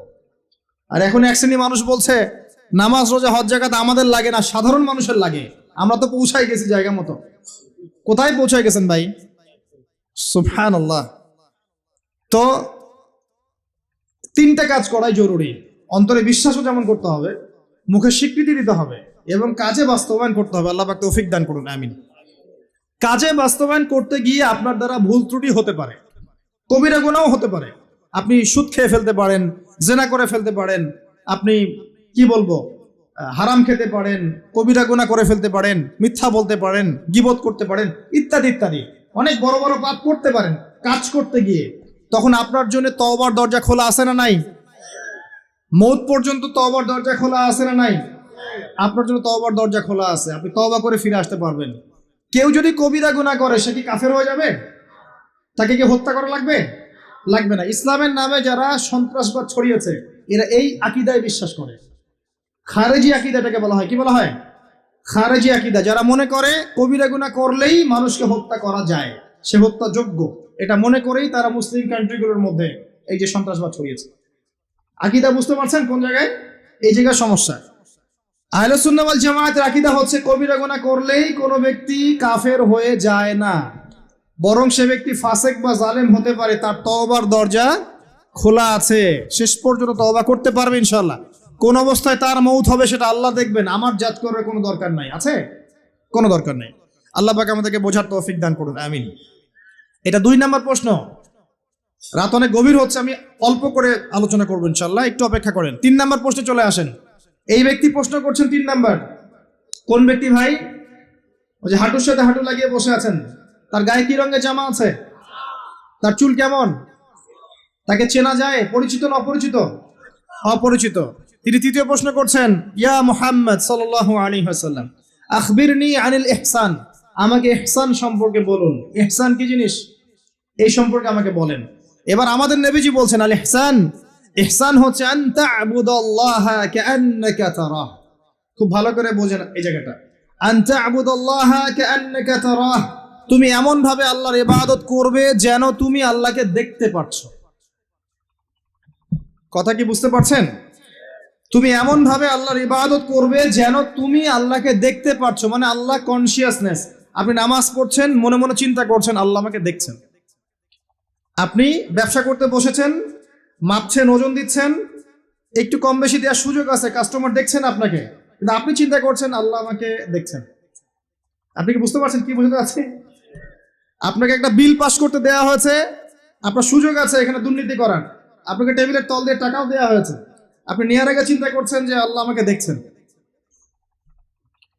আপনি আপনার বান্ধবীর সাথে পড়াশোনা করছেন ফ্রি মিক্সিং এ, আপনার বান্ধবী আপনাকে প্রপোজ করছে, চলো আমার সাথে একটু কফি খাও, চলো না একটু ঘুরে আসি, বান্দরবন ঘুরে আসি, চলো না একটু ঘুরে আসি। ঘুরলে কি সমস্যা? বন্ধু বান্ধব একসাথে ঘুরতেই পারে, আর আমি তো তোমাকে ভালোবাসি, তোমাকে বিয়ে করবো, সমস্যা কোথায়?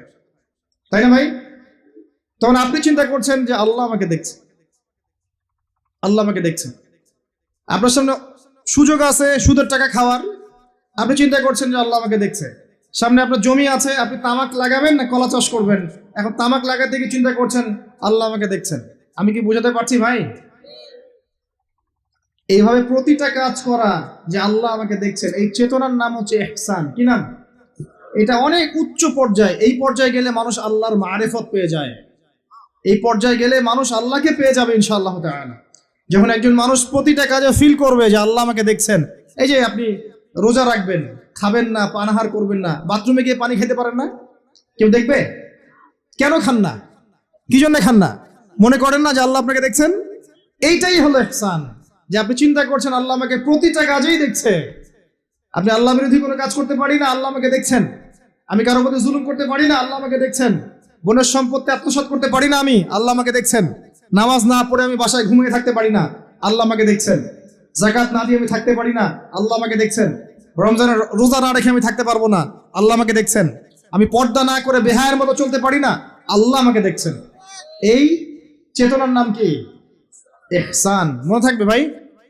নবীজি বলছেন আনতা আবুদুল্লাহ কাআন্নাকা তারাহ ওয়া ইল্লাম তাকুন তারাহ। আর তুমি যদি আল্লাহকে সচক্ষে দেখতে না পারো, কারণ আল্লাহকে তো দুনিয়ার চোখ দিয়ে দেখা সম্ভব না, এটা মনের চোখ দিয়ে ফিল করা যায় আল্লাহ আমার কাছে আছে। যদি তুমি আল্লাহকে দেখতে না পারো তাহলে জেনে রেখো ওয়া ইল্লাম তাকুন তারাহ ফাইন্নাহু ইয়ারাক, যে আল্লাহ পাক তোমাকে দেখছেন। এই চেতনা লালন করো। আমরা অনেক চেতনার কথা বলি না এখন, সবচেয়ে বড় এবং গুরুত্বপূর্ণ চেতনা হচ্ছে আল্লাহর চেতনা, আল্লাহর অস্তিত্বের চেতনা। আল্লাহ আমাকে দেখছেন, এই চেতনা, এটা যথেষ্ট জান্নাতে যাওয়ার জন্য। কোনো মানুষ যদি এভাবে চিন্তা করে যে আল্লাহ আমাকে দেখছেন, আমি আল্লাহকে দেখতে পারছি না, তো কি হয়েছে? আল্লাহ আমাকে দেখছেন, এই ব্যক্তি কি পাপ করতে পারবে? এই ব্যক্তি গোপনেও কি পাপ করতে পারবে? যদি পাপ করেও ফেলে তার মধ্যে অনুশোচনা আসবে না? আল্লাহ আমাকে দেখেছেন। যদি পাপ করেও ফেলে দেখবেন 2 রাকাত নামাজ পড়ে বলছে আল্লাহ আমাকে মাফ করে দাও। আমাদের চলতে ফিরতে পাপ হতে পারে, স্পেশালি যুবকদের পাপ বেশি হতে পারে। যদি পাপ হয়ে যায় হতাশ হবেন না, পাপ হয়ে গেছে হতাশ হবেন না। ওযু করবেন, জায়নামাজে দাঁড়াবেন, 2 রাকাত নামাজ পড়বেন, ওই পাপের কথা আল্লাহকে বলে ক্ষমা চাইবেন, ইনশাআল্লাহ আল্লাহ পাক আপনার গুনাহকে নেকি দিয়ে পরিবর্তন করে দেবেন ইনশাআল্লাহ। যতবার পাপ হবে ততবার নামাজে দাঁড়াবেন, ততবার ওযু করবেন, ততবার 2 রাকাত নামাজ পড়বেন এবং আল্লাহর কাছে ক্ষমা চাইবেন, ইনশাআল্লাহ আল্লাহ মাফ করে দেবেন। শয়তান আপনাকে হতাশ করতে চাইবে, ফার্স্ট্রেট করতে চাইবে। আরে তুমি অন্যায় করেছো, এত বড় বড় পাপ করেছো, তুমি পর্নোগ্রাফি দেখো, তুমি মেয়ের সাথে জেনা করেছো, তুমি মদ খাও, তুমি এই করো, তুমি কিভাবে আল্লাহর সামনে দাঁড়াবে, কোন মুখ নিয়ে দাঁড়াবে? এগুলো শয়তানের ওয়াসওয়াসা। কার ওয়াসওয়াসা? আল্লাহ পাক ক্ষমা করতে করতে ক্লান্ত হবেন না, আপনি ক্ষমা চাইতে চাইতে ক্লান্ত হয়ে যাবেন ইনশাআল্লাহ। আল্লাহ পাক এমন গফুর রহিম। এক ব্যক্তি 99টা খুন করেছে। কয়টা? 99টা খুন করে এক আলেমের কাছে গিয়ে বলেছে যে আমার কি তওবা হবে? সে বলেছে না, তওবা হবে না। সে বলেছে কি? তওবা হবে না। সে আলেম ছিল না, সে আবেদ ছিল। আবেদ মানে ইবাদত করতে বেশি বেশি, খুব বেশি জ্ঞান ছিল না। আমাদের মতো আমরা কিন্তু ইবাদত বেশি করি, জ্ঞান খুব কম। তো সে ছিল আবেদ, সে বলেছে না, তওবা হবে না। তো ও বেটারেও কোপ দিয়ে 100টা খুন করে ফেলেছে, 100 ফিল আপ। এবার সে চিন্তা করছে যে আমি কি করব। আরেকজন আলেমের কাছে গিয়ে বলছে আমি 100টা খুন করেছি, তওবা হবে? তো এই আলেম সত্যিকারের আলেম ছিলেন, তিনি বলেন হ্যাঁ তওবা হবে, তুমি ইস্তেগফার করো এবং এই এলাকা থেকে চলে যাও, অন্য এলাকায় গিয়ে থাকো, অন্য একটা এলাকায় গিয়ে থাকো, এখানে তোমার স্মৃতি জড়িত আছে, অন্য জায়গায় হিজরত করে গিয়ে থাকো। তো সে ব্যক্তি চলে গেল, যাওয়ার পথে তার মৃত্যু হয়ে গেছে।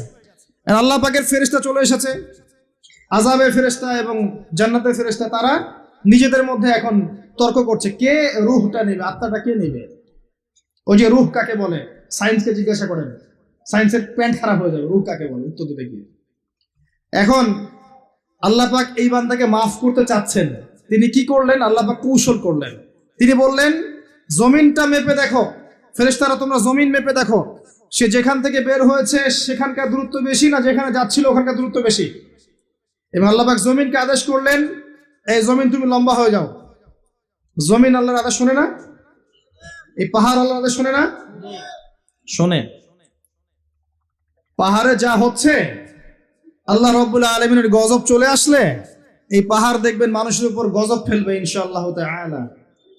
সমুদ্রের কিনারে যা হচ্ছে আমরা দেখে আসলাম যে নগ্নতা অশ্লীলতা চলছে, যখন আল্লাহ পাকের গজব আসবে দেখবেন সমুদ্র ভাসিয়ে দিবে সবাইকে, দেখে নিন ইনশাআল্লাহ।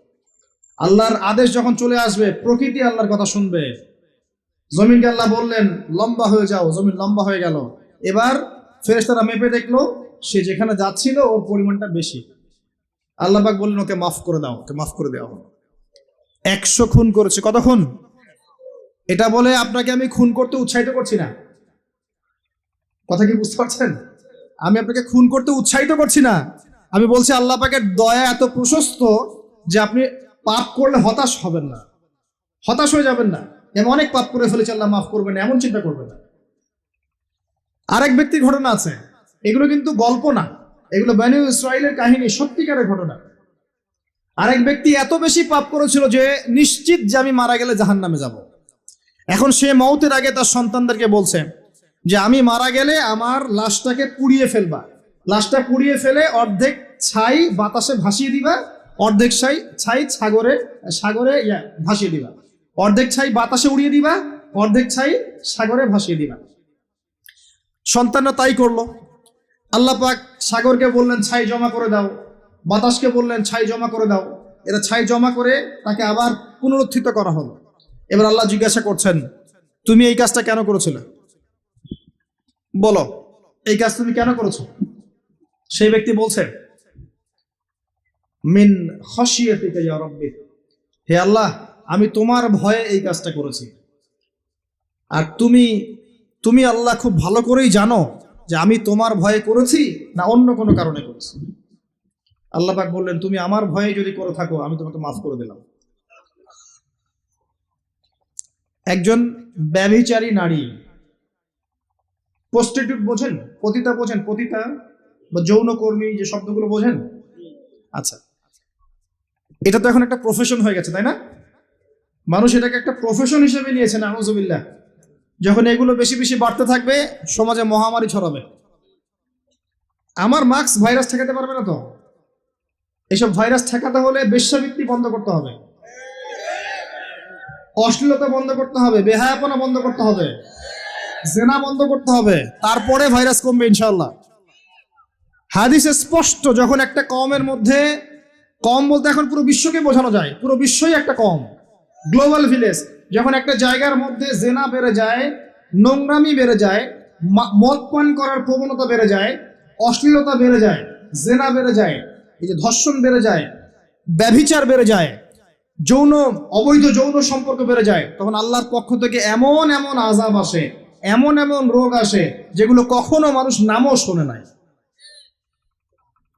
সমকালীন প্রেক্ষাপটটা মিলান, দেখবেন যে সারা বিশ্বে কিভাবে জেনা বেড়েছে। জেনা, পর্নোগ্রাফি, আর ধর্ষণ, আর পরকীয়ার, ব্যভিচার ঘরে ঘরে ঢুকে গেছে। এখন ঘরে ঘরে তো ভাইরাস ছড়াবে না তো কি ছড়াবে? কোরআন এবং সুন্নাহর আলোকে যদি আপনি পরিপূর্ণ জীবনযাপন করেন, বেশি বেশি কোরআন তেলাওয়াত করেন, আশা করা যায় আপনি কিছুটা হলেও সুস্থ থাকতে পারবেন ইনশাআল্লাহ। তবে একটা কথা মনে রাখবেন, যখন চতুর্দিকে ফিতনা ফাসাদ এবং ফাসাদ ফিতনা এবং আল্লাহর গজব ছড়িয়ে পড়ে, তখন ভালো মানুষরাও বাঁচতে পারবে না। বরং ভালো মানুষদেরকে আল্লাহ পাক আগে সরাই দিবেন। তুমি মিয়া একা একা ভালো ছিলা, মানুষকে তুমি ভালো কাজের আদেশ করো নাই কেন, অসৎ কাজে নিষেধ করো নাই কেন, তুমি আগে ধ্বংস হও, ওকে আগে ধ্বংস করে দিবে আল্লাহ পাক। আল্লাহ পাকের সুন্নাত এরকমই। যাই হোক, যেটা বলছিলাম, এক মহিলা এরকম প্রস্টিটিউট ছিল, বেশ্যাবৃত্তি করে সংসার চালাতো, জীবন চালাতো। একদিন চলতে পড়তে দেখলো একটা কুকুর পানি পান করার জন্য তৃষ্ণার্ত অবস্থায়, তার প্রায় মৃত্যু হয় অবস্থা। তখন সেই মহিলা তার মোজাটা খুলে একটা কূপের নিচে নামিয়ে দিয়ে সেখান থেকে পানি উঠালো, উঠিয়ে এই কুকুরকে পানি পান করালো। আল্লাহ পাক এই ব্যভিচারী মহিলাকে এই কুকুরকে পানি পান করানোর ওসিলায় মাফ করে জান্নাতে দিয়ে দিয়েছে। আমি এই কথাটা বোঝাতে চাচ্ছিলাম যে পাপ হয়ে গেলে, চলতে পথে ঈমান নিয়ে চলতে পথে কি পাপ হয়ে গেলে হতাশ হবেন না। ওযু করবেন, নামাজে দাঁড়াবেন, ক্ষমা চাইবেন, আবারও শুরু করবেন। পারবেন না ইনশাআল্লাহ? আল্লাহ পাক তৌফিক এনায়েত করুন, আমিন। এরপরে ওই ব্যক্তি 4 নম্বর প্রশ্ন করছে, আমরা এদিকেই আসছি শেষের দিকে। এবার চতুর্থ প্রশ্ন সে ব্যক্তি করছে যে আখবিরনি আনিস সাআহ, হে মুহাম্মদ সাল্লাল্লাহু আলাইহি ওয়াসাল্লাম আমাকে কিয়ামত সম্পর্কে বলুন। সাআহ মানে হচ্ছে কিয়ামত, আমাকে কিয়ামত সম্পর্কে বলেন। এবার নবীজি বলছেন মাল মাসউলু আনহা বিআ'লাম মিনাস সাইল। নবীজি বলছেন সাল্লাল্লাহু আলাইহি ওয়াসাল্লাম, যে প্রশ্ন আপনি করেছেন এই ব্যাপারে প্রশ্নকারী উত্তরদাতা উভয়ের জ্ঞানী সমান, কেউ কারো চেয়ে বেশি জানে না। মানে কেউই জানে না কবে কিয়ামত হবে, এটা তিনি বোঝাতে যাচ্ছেন। এবার সেই ব্যক্তি আরো একটা প্রশ্ন করছে, ফাখবিরনি আন আমারাতিহা, যদি আপনি এক্স্যাক্টলি বলতে না পারেন কোন দিন কিয়ামত হবে, তাহলে অন্তত এতটুকু বলেন যে কিয়ামতের আলামত গুলো কি কি, যেটা আপনারা প্রশ্ন করেছেন, যেটা আপনাকে টপিক দিয়েছেন, কিয়ামতের আলামত গুলো কি কি, এটা প্রশ্ন করেছেন এই ব্যক্তি নবী সাল্লাল্লাহু আলাইহি ওয়াসাল্লামকে। এবার আল্লাহর রাসূল সাল্লাল্লাহু আলাইহি ওয়াসাল্লাম এই হাদিসের মধ্যে মাত্র 2টা আলামত বলেছেন। কয়টা? মাত্র 2টা আলামত, কিন্তু শত শত আছে। নবীজি মাত্র 2টা বলেছেন, জীবনের শেষের দিকের হাদিস এটা। 1 নাম্বার তিনি বলেছেন ওয়া আন তালিদাল আমাতু রাব্বাতুহা, যখন তোমরা দেখবে, হে মানব জাতি, যখন তোমরা দেখবে যে দাসী তার মনিবকে জন্ম দিচ্ছে, দাসী তার মালিককে জন্ম দিচ্ছে, দাসী তার মালিককে জন্ম দিচ্ছে, আপনি কি কিছু বুঝলেন দাসী কেমন করে তার মালিককে জন্ম দিবে? কিভাবে দিবে? দাসী কিভাবে তার মালিককে জন্ম দিতে পারে? কয়েকটা ব্যাখ্যা আছে, আমি 3টা ব্যাখ্যা আপনাকে বলছি। 1 নাম্বার ব্যাখ্যা হচ্ছে, এটা হচ্ছে উল্টা বোঝানো হচ্ছে, উল্টা। দাসী মনিবকে জন্ম দেয় না সচরাচর। শেষ জামানায় কিয়ামতের আগে আগে সমাজের ন্যায় অন্যায়, ভালো মন্দ, হক বাতিল ইত্যাদির মানদণ্ড উল্টে যাবে। মানুষ ন্যায়কে মনে করবে অন্যায়, অন্যায়কে মনে করবে ন্যায়। মানুষ সত্যকে মনে করবে মিথ্যা, মিথ্যাকে মনে করবে সত্য। সত্যবাদীকে বলবে মিথ্যাবাদী, মিথ্যাবাদীকে বলবে পরম সত্যবাদী। খেয়ানতকারীকে বলবে আমানতদার, আমানতদারকে বলবে চরম খেয়ানতকারী। সমাজের অবস্থা এমন হয় নাই? সুবহানাল্লাহ। এটা হচ্ছে আখিরুজ জামানের কোন সাইনের জন্য অপেক্ষা করছেন? এগুলাই। আনতালিদাল আমাতু রাব্বাতুহা, এটা একটা ব্যাখ্যা। আরেকটা ব্যাখ্যা হচ্ছে পিতা মাতার সাথে দাস দাসীর মতো আচরণ করা হবে। এটা হচ্ছে না এখন? এটাও শেষ জামানার হাদিসে এসেছে যে মানুষ সম্পত্তির জন্য পিতাকে হত্যা করবে, সন্তান সম্পত্তির জন্য মাকে হত্যা করবে, ভাই ভাইকে হত্যা করবে, বোন বোনকে হত্যা করবে, এবং প্রতিবেশী প্রতিবেশীকে হত্যা করবে। এই পরিস্থিতি নাই ভাই? দেখতে পান না চারপাশে? এগুলো দেখার জন্য কি খুব বেশি ডিগ্রি সার্টিফিকেটের দরকার আছে?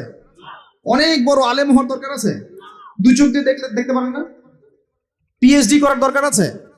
আপনি এমনি বুঝতে পারবেন, যদি আপনার মধ্যে সামান্য পরিমাণ দূরদর্শিতা থাকে আপনি বুঝতে পারবেন। এটাই হচ্ছে সমাজের সিচুয়েশন। যেই মায়ের পায়ের নিচে জান্নাত, সেই মাকে এখন সম্পত্তির জন্য হত্যা করা হয়। যেই বাবার সন্তুষ্টিতেই সন্তানের জান্নাত, ওই বাবাকে বৃদ্ধাশ্রমে রেখে আসা হয়। ওই যে লাইভে এসে আত্মহত্যা করে যায় মানুষ। সুবহানাল্লাহ, সুবহানাল্লাহ। যেই বাবা মা সারাটা জীবন নিজে খেয়ে না খেয়ে সন্তানকে লালন পালন করে, শেষ বয়সে সেই বাপ মাকে দেখার কেউ থাকে না। নিজে যখন হাঁটতে পারতো না, বাবা ওর হাত ধরে হাঁটায়। বাবা যখন হাঁটতে পারে না, বাবার হাতে একটা লাঠি ধরা দেয়, ও হাত ধরে হাঁটাতে পারে না। সন্তান হিসেবে আমরা এখন অপদার্থ, নোংরা প্রজন্ম, এই যে বুদ্ধি প্রতিবন্ধী টিকটক প্রজন্ম। না জানে বাপের সম্মান, না জানে মায়ের সম্মান, না জানে বাপ কি জিনিস, না জানে মা কি জিনিস। যাদের বাবা মা নাই তারা জানে বাবা মা কি জিনিস। আমাদের মধ্যে যাদের বাপ মা মারা গেছে তারা জানে বাপ মা কি জিনিস, যাদের বেঁচে আছে এরা জানে না। নবী সাল্লাল্লাহু আলাইহি ওয়াসাল্লাম বলেছেন ওই ব্যক্তির জন্য ধ্বংস যে ব্যক্তি পিতা মাতাকে পেয়েছে, তাদের খেদমত করে জান্নাত লাভ করতে পারে নাই। এই ব্যক্তির জন্য চরম ধ্বংস। পিতা মাতাকে কষ্ট দিয়েন না, মায়ের প্রসব বেদনার একটা সেকেন্ডের ঋণ আপনি শোধ করতে পারবেন না। লুকমান আলাইহিস সালাম তার সন্তানকে বলছেন, ইয়া বুনাই লা তুশরিক বিল্লাহ ইন্নাশ শিরকা লাযুলমুন আযীম ওয়া ওয়াসাইনা আল ইনসানা বিওয়ালিদাইহি হুসনা। তোমার পিতামাতার সাথে ভালো আচরণ করো। হামালাতহু উম্মুহু ওয়াহনান আলা ওয়াহন। তোমার মা তোমাকে কষ্টের পর কষ্ট লালন করে সহ্য করে এই যে প্রসব করেছে। ওয়াফিসালুহু ফি আমাইন, 2 বছর দুধ পান করিয়েছে। এই ঋণ শোধ করতে পারবে কেউ? আল্লাহ পাক আমাদেরকে বোঝার তৌফিক দান করুন। আল্লাহ পাক আমাদেরকে পিতা মাতার খেদমত করার তৌফিক দান করুন, আমিন। আনতালিদাল আমাতু রাব্বাতুহা, দাসী মনিবকে জন্ম দিবে মানে দাস দাসীর মতো আচরণ করা হবে পিতা মাতার সাথে। এটা এখনকার সাইন। আপনি এই বিশ্বের দিকে তাকান, দেখেন কি হচ্ছে। আরেকটা ব্যাখ্যা কি হতে পারে, এটা আমি এখন করতে পারবো। এই ব্যাখ্যা আজকে থেকে 500 বছর আগে করা সম্ভব ছিল না। সত্যি সত্যি দাসী মনিবকে জন্ম দিবে। কিভাবে? মনে করেন একটা রাষ্ট্রের নাম সিঙ্গাপুর। কি নাম? আচ্ছা, ওইখানকার মেয়েরা খুবই আধুনিক, ফেমিনিস্ট। ফেমিনিস্ট মানে হচ্ছে নারীবাদী, নারী পুরুষের কোনো ভেদাভেদ নাই, কাঁধে কাঁধ মিলিয়ে সব করবো, ওকে ফাইন। এখন তারা তাদের কেরিয়ারের পিছনে ছোটে, সকালবেলা উঠেই জব এবং চাকরি, কেরিয়ার ইত্যাদি ইত্যাদি। বিয়ে শাদী করেছে, ফর্মালিটিস করতে হয়। কেউ কেউ আবার ওই লিভ টুগেদার থাকে, কেউ কেউ মেয়ে মেয়েকে বিয়ে করে ইত্যাদি ইত্যাদি, কেউ ছেলে ছেলেকে বিয়ে করে, এমনও চলছে এখন আর কি। তো কেউ কেউ আবার ভুল করে বিয়ে করে ফেলেছে, এখন সন্তান হয়ে গেছে, একটা সন্তানকে তো মানুষ করার সুযোগ নাই, সন্তানকে ডে কেয়ার সেন্টারে দিয়ে এসেছে। আবার কারো কারো সন্তান নেয়ার মতো সময়ই নাই, ক্যারিয়ার নিয়ে ব্যস্ত। কথা বুঝতে পারছেন? সন্তান 7 মাস 9 মাস পেটে ধারণ করব, আবার এই সিজার বা নর্মাল ডেলিভারি, আরো 2 বছর কষ্ট ইত্যাদি ইত্যাদি। দরকার কি সন্তান নেয়ার? কি করা যায়? দরিদ্র দেশগুলো থেকে মেয়েকে হায়ার করা হোক। যেমন দরিদ্র দেশ মনে করেন যে আমাদের ধরেন মালদ্বীপ বা আমাদের শ্রীলঙ্কা বা আমাদের আফগানিস্তান বা আমাদের অন্য যেগুলো দরিদ্র কান্ট্রি আর ইন্দোনেশিয়া। ইন্দোনেশিয়া থেকে বেশি নেওয়া হয়, যেগুলোর মাথা পিছু অনেক কম। আচ্ছা, একটা দরিদ্র দেশের মেয়েকে নিয়ে এসে একজন পুরুষ স্পার্ম মানে শুক্রাণু, তার যে শুক্রাণুটা আছে, এই শুক্রাণুটা বিশেষ পদ্ধতিতে ওই মেয়ের ওই ডিম্বাণুর সাথে মিলিত করে ইনজেক্ট করা হয়। আমি কি বুঝাতে পারছি? একটু বোঝার চেষ্টা করেন। শুক্রাণুটাকে নিয়ে মেডিকেল সায়েন্সের এখন অনেক পদ্ধতি আছে, এর মধ্য দিয়ে শুক্রাণু ডিম্বাণুকে একসাথে একত্রিত করে গর্ভের মধ্যে রেখে দেওয়া হয়। এবার এখানে বাচ্চা কনসেপ্ট করে, আস্তে আস্তে আস্তে বাচ্চা বড় হচ্ছে। কার পেটে বাচ্চা বড় হচ্ছে? ওই গরিব মেয়েটা। আর শুক্রাণু কার? ওই বড় লোকের। কথা বুঝতে পারছেন কি? যার স্বামী আর স্ত্রী দুজনে ব্যস্ত, সন্তান নেওয়ার ফুরসত নাই, স্ত্রীর সন্তান নেওয়ার ফুরসত নাই, স্ত্রী ব্যস্ত ক্যারিয়ারের পেছনে, ফ্যামিলিস্ট। এবার 9 মাস এই মেয়েটাকে খুব ভালো মতো খাওয়ানো হবে, ভালো খাওয়ানো হবে, ফ্রেশ পানি খাওয়ানো হবে, ফ্রেশ খাবার, একদম তত্তাজা একটা বাচ্চা চাই। 9 মাস পরে এই মেয়ে বাচ্চা খালাস করলো, সিজার হলো বা নর্মাল ডেলিভারি হলো। আর সিজার আজকে থেকে 100-200 বছর আগে ছিল না, নতুন একটা পদ্ধতি এসেছে, পেট কাটা হবে, বাচ্চা বের করে ফেলা হবে। সুবহানাল্লাহ। মনে হয় গরু ছাগল হাঁস মুরগির বাচ্চা হয়, মানুষের বাচ্চা সিজার ছাড়া হইতে পারে না। এটা যে শেষ জামানের হাদিসে আছে, আপনাকে বললে আপনি বিশ্বাস করবেন? আখিরুজ জামান কিয়ামতের আলামতের যতগুলো হাদিস আছে, এর মধ্যে একটা এরকম হাদিস আমি পড়েছি যে শেষ জামানায় মেয়েদেরকে ধরা হবে, ওদের পেট কেটে ফেলা হবে। আর কোন নিদর্শনের জন্য অপেক্ষা করছেন? শেষ জামানায় মেয়েদেরকে ধরা হবে, ধরা হবে, মেয়ে রাজি না থাকলেও বোঝানো হবে, সিজার না করলে বাচ্চা বাঁচবে না। মেয়ে রাজি না থাকলেও, পরিবার রাজি না থাকলেও বোঝানো হবে, বিজনেস, যে সিজার না করলে আপনার মেয়েকে বাঁচানো যাবে না, আপনার সন্তানকে বাঁচানো যাবে না, পরিস্থিতি খুবই খারাপ। এমন ভাবে ব্রেইন ওয়াশ করা হবে, ভয়ে বাচ্চা, মা বলবে হ্যাঁ করেন, সিজার করেন, বাবা বলবে হ্যাঁ করেন, কোনো সমস্যা নেই, জানেন। এবং এর পিছনে 1 লাখ টাকা, 2 লাখ টাকা, 5 লাখ টাকা নির্দ্বিধায় খরচ করা হবে। বিজনেস, টোটাল বিজনেস একটা। ক্রিটিক্যাল অবস্থা এক জিনিস, আর নর্মালি সবাই গণহারে সিজার করছে আরেক জিনিস। এটা টোটালি একটা ব্যবসা এবং পুরো মানব জাতিকে ধ্বংস করার প্ল্যান। এটা জুলুম, মেয়েদের একটা জুলুম। শেষ জামানে হাদিস এসেছে যে আখিরুজ জামানে মেয়েদেরকে ধরা হবে, মানে মেয়েরা ধরা দিবে না, ধরা হবে, ধরা হবে, পেট কেটে ফেলা হবে, এর ভিতরে যা আছে ওকে বের করে ফেলা হবে। স্পষ্ট টাটকা হাদিস। কেউ দলিল চাইলে আমাকে নক করেন, আমি দিব দলিল ইনশাআল্লাহ। কোন সময়ের জন্য অপেক্ষা করছেন? এই সিজারিয়ান এই ট্রেডিশনটা আজকে থেকে 50 বছর আগে ছিল। আপনার দাদিরা কি এইভাবে সন্তান জন্ম দিয়েছে? তাদের 11টা বাচ্চা হইতো, 12টা 15টা বাচ্চা হইতো, আর আমার 1-2টাতেই সিজার লাগে। গরু ছাগলের বাচ্চা হয়, আমাদের বাচ্চা হইতে পারে না? সুবহানাল্লাহ, সুবহানাল্লাহ। ইভেন আমার ক্ষেত্রে এমন হয়েছিল। 12 ঘন্টার মধ্যে না করলে আপনার ওয়াইফকে বাঁচানো যাবে না। বললাম ওয়াইফ বাঁচবে, নর্মালি হবে, নর্মালি করবে। আমি যাই না মাঝে দাঁড়ানো, আলটিমেটাম সময় দিচ্ছে যে সময়ের আগে হবে না, সময় এটা পার হয়ে গেলে সিরিয়াস অবস্থা, মারা যেতে পারে, মরবে না, এভাবেই হবে, করেন। এভাবেই হয়েছে, এভাবেই। আমি কথাটা এই জন্য বললাম যে যারা পুরুষ আছেন আপনারা এবং যারা সন্তানের বাবা হচ্ছেন, আপনারা আপনাদের স্ত্রীদের জীবনটাকে এভাবে ধ্বংসের মুখে ফেলে দিন না, ওদের উপর এত জুলুম করেন না। আল্লাহ পাক প্রাকৃতিক নিয়ম দিয়েছেন, এভাবেই বাচ্চা হবে ইনশাআল্লাহ। ক্রিটিক্যাল অবস্থা এক জিনিস, একটা ক্রিটিক্যাল সিচুয়েশন হয়েছে তখন আপনি করতে পারেন, সেটা আলাদা বিষয়। নর্মালি এমন একটা ট্রেডিশন বানাচ্ছেন কেন, ঘরে ঘরে সিজার, কি দরকার আছে? আশ্চর্য একটা ব্যাপার, আশ্চর্য। এরপরে দেখবেন আরো 2 বছর তাকে এই বোঝা বয়ে বেড়াতে হয়। যাই হোক, হাদিসের মধ্যে আসেন, এই যে বাচ্চাটাকে জন্ম দিল এই মেয়েটা, গরিব মেয়েটা, এবার এই মেয়েটাকে কিছু ডলার দেয়া হলো, তুমি 9 মাস গর্ভধারণ করেছো, তোমাকে পারিশ্রমিক দেওয়া হলো, বাচ্চাটা আমাকে দাও, তুমি বিদায় নাও। এই মেয়ে পারিশ্রমিক নিয়ে চলে আসলো। এখন এই যে বাচ্চাটা জন্ম নিল, এই বাচ্চাটা কার বাচ্চা? দাসীর না মনিবের? কার? কার শুক্রাণু আছে? এই হচ্ছে হাদিসের ব্যাখ্যা। এখন করতে পারবেন আপনি ব্যাখ্যা, আজকে থেকে 500 বছর আগে এই ব্যাখ্যা করতে পারতেন না, কারণ এই ফিতনা 500 বছর আগে ছিল না। ছিল না। এই যে দাসী তার মনিবকে জন্ম দিয়ে চলে গেল, নবী সাল্লাল্লাহু আলাইহি ওয়াসাল্লাম 1400 বছর আগে বলেছেন এমন একটা সময় আসবে দাসী মনিবকে জন্ম দিবে। চিন্তা করেন, আর কতটুকু সময় বাকি আছে আপনার হাতে, আপনি ভাবতে দেখেন। আমি তো বেশি বললে সমস্যা, হজম হয় না কিছু মানুষের। খালি চোখ কান বন্ধ করে খাও দাও ঘুমাও, 5 ওয়াক্ত নামাজ পড়ো, ব্যাস এনাফ। যখন সমস্যা আসবে তখন দেখা যাবে, এমন ভাব মানুষের আর কি। মনে করেন যে চাঁদ এবং পৃথিবী আছে একটা এই যে গ্রহণের মধ্যে। এখন অন্য একটা গ্রহাণু আসছে পৃথিবীর দিকে, ধেয়ে আসছে। অনেক সময় দেখা যায় না খবরে, ধেয়ে আসছে গ্রহাণু, দেখা যায় না?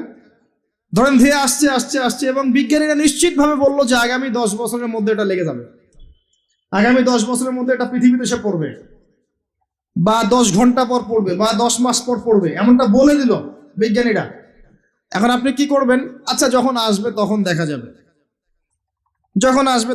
যাবে, এত ব্যস্ত হওয়ার কিছু নাই, ঘুমাও, খাও, ফুর্তি করো, যেমন দিনকাল যাচ্ছে যাক, কোনো সমস্যা নেই।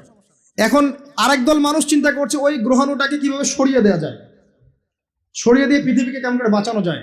কারা বেশি স্মার্ট? ওরা সরানোর চেষ্টা করে না, ওরা বলে যে আমরা সরিয়ে দিব, ওখানে ধ্বংস করবো, ইত্যাদি ইত্যাদি। আর কেউ বলছে আচ্ছা আসুক, দেখা যাবে, সমস্যা নেই, মরতেই তো হবে একদিন, আসবে, সমস্যা কি। চমৎকার। তো এই যে একটা বুদ্ধিবৃত্তিক পরাজয়, এর ফলশ্রুতিতে আগামী প্রস্তুতি নিতে পারবে না মানুষ। সাহাবায়ে কেরাম রাদিয়াল্লাহু আনহুম মসজিদে বসে একটা বিষয় নিয়ে কথা বলছেন, নবী সাল্লাল্লাহু আলাইহি ওয়াসাল্লাম পাশ দিয়ে যাচ্ছেন, জিজ্ঞাসা করলেন তোমরা কি নিয়ে কথা বলছো? সাহাবীরা বলছেন আমরা আলামাতুস সাআ নিয়ে কথা বলছি ইয়া রাসূলুল্লাহ, আমরা কিয়ামতের আলামত নিয়ে কথা বলছিলাম।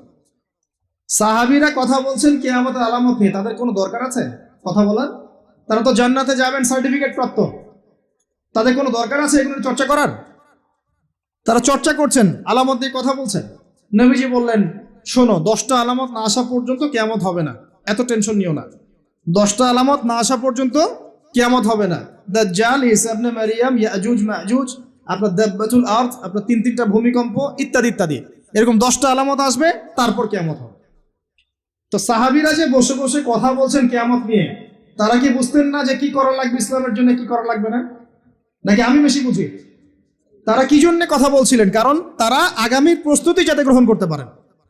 কেউ যদি মৃত্যুর আলোচনা করে, পরকালের আলোচনা করে, শেষ জামানের কথাবার্তা বলে, আলোচনা করে, এটি কি এই কারণে যে মানুষ হতাশ হয়ে বসে থাকবে, নাকি এই কারণে বরং তারা আরো উজ্জীবিত হোক এবং সময়টাকে কাজে লাগাক, আগামীর দিনগুলোকে ইবাদত করে কাটিয়ে দেখ?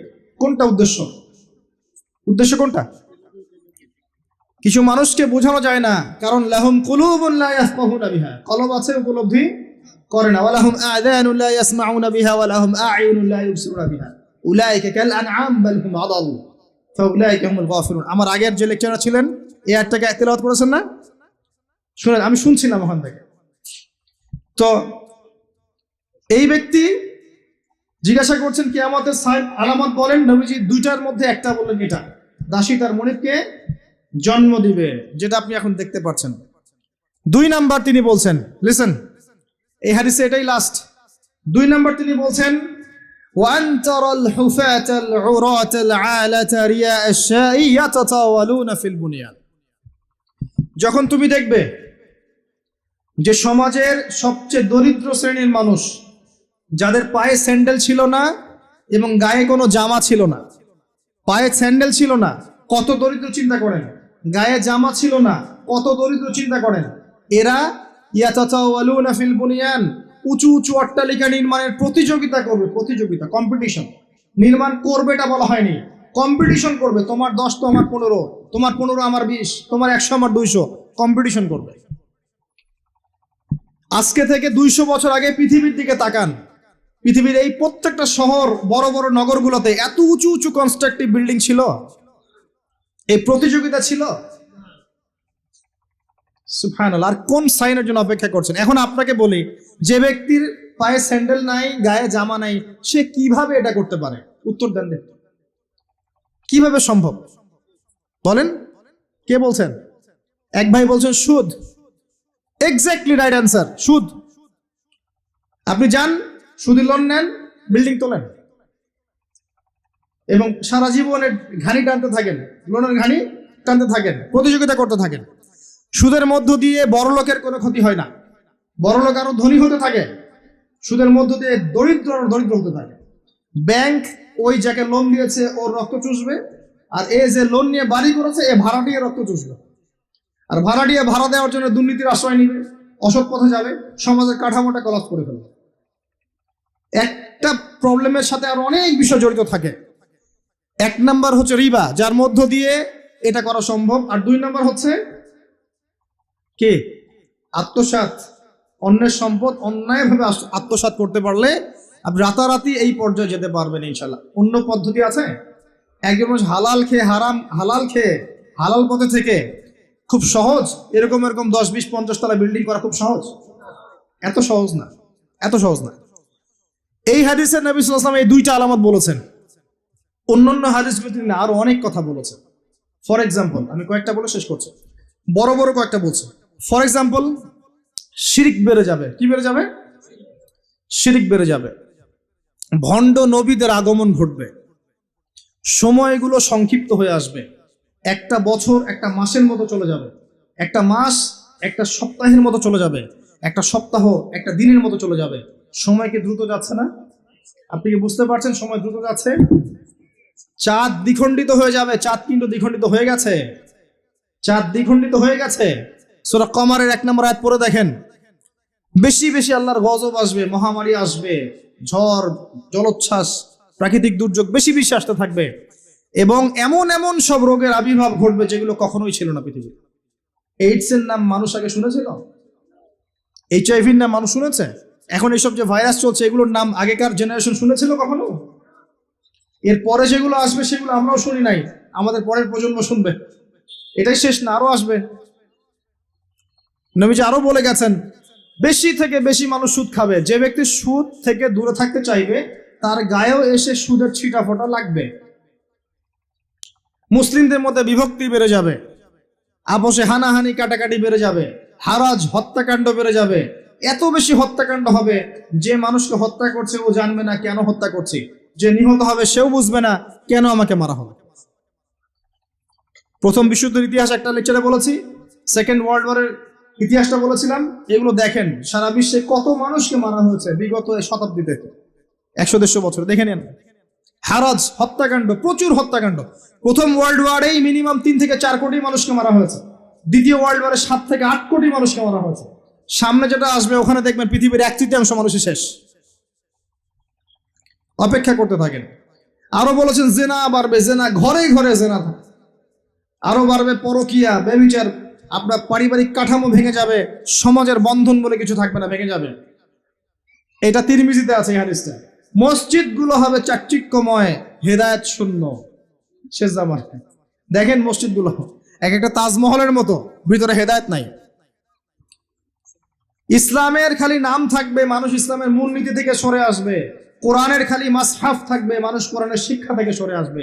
মানুষ কোরআন পড়বে, কোরআন পড়বে, কোরআনের মূল মেসেজগুলো, মূল নীতিগুলো ওর গলার নিচে নামবে না।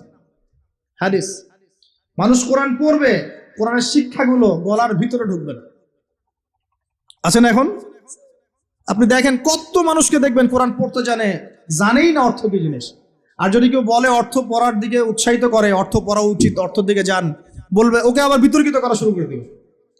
মানুষকে তো উৎসাহ দেওয়া দরকার যে আপনারা অর্থ পড়েন, তাহলে কোরআনের মূল মেসেজটা বুঝতে পারবেন।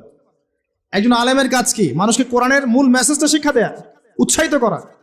আপনি তেলাওয়াত করলে তো নাকি পাবেনই, অবশ্যই প্রত্যেক হরফে 10 নাকি পাবেন, কিন্তু তেলাওয়াত করলেই কি অর্থ বুঝতে পারবেন?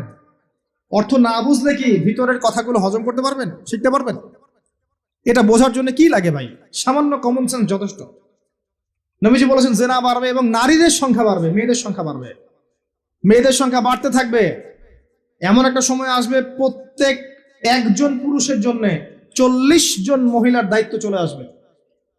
স্ত্রী না ভাই, এত খুশি হওয়ার দরকার নেই, স্ত্রী কথা বলা হয়নি। 40 জন মহিলার দায়িত্ব চলে আসবে। আপনার মা, বোন, খালা, ফুফু সব মিলে দেখবেন 40টা ফ্যামিলি আপনাকে টানতে হচ্ছে, আপনি একজন পুরুষ। আস্তে আস্তে এগুলো বাড়ছে না? বাড়ছে। মহিলারা পুরুষদের পোশাক পরবে আর পুরুষেরা মহিলার পোশাক পরবে, এটা বড় সাইন। আরেকটা সাইন আছে যে মহিলারা এমন পোশাক পরে রাস্তাঘাটে ঘুরবে যেই পোশাক পরেও তারা নগ্ন থাকবে। নিসাউন কাসিয়াতুন আরিয়াহ মুইলাতুন মামিলাত। আখিরুজ জামানে এক শ্রেণীর নারী বের হবে যারা পোশাক পরেও নগ্ন থাকবে, অন্যকে আকৃষ্ট করবে, অন্যর দিকে নিজেও আকৃষ্ট হবে। আপনাদের এখানে এই ট্রেডিশন নাই? বলতে থাকলে ভাই রাত শেষ হয়ে যাবে, আমি আলোচনা গুটিয়ে নেওয়ার চেষ্টা করছি। মূল কথা হচ্ছে ভাই যে আলামাতুস সাআ নিয়ে কথা বললে অনেক কথা বলা যায়। মূল বিষয়টা হচ্ছে আমাদের ইসলামের বেস, ইসলামের পিলার। মূল বিষয় হচ্ছে ঈমান, মূল বিষয় হচ্ছে ইহসান এবং আগামীর বিশ্ব সম্পর্কে সচেতনতা। যখন আমি দেখছি যে একটার পর একটা আলামত আসতেই আছে এবং যেতেই আছে, এবং এই বিশ্ব যা দেখছে আগামী বিগত বিশ্বটা দেখে নাই, তখন আমাদের উচিত প্রথমত সতর্ক হওয়া। প্রথম কাজ কি করা উচিত? সতর্ক হওয়া উচিত। তারপর তওবা করা উচিত, খালেস তওবা করে ফিরে আসা উচিত। যারা নামাজ পড়ি না, নামাজ ধরা উচিত। যারা নামাজ পড়ি, জামাতে নামাজ পড়া উচিত।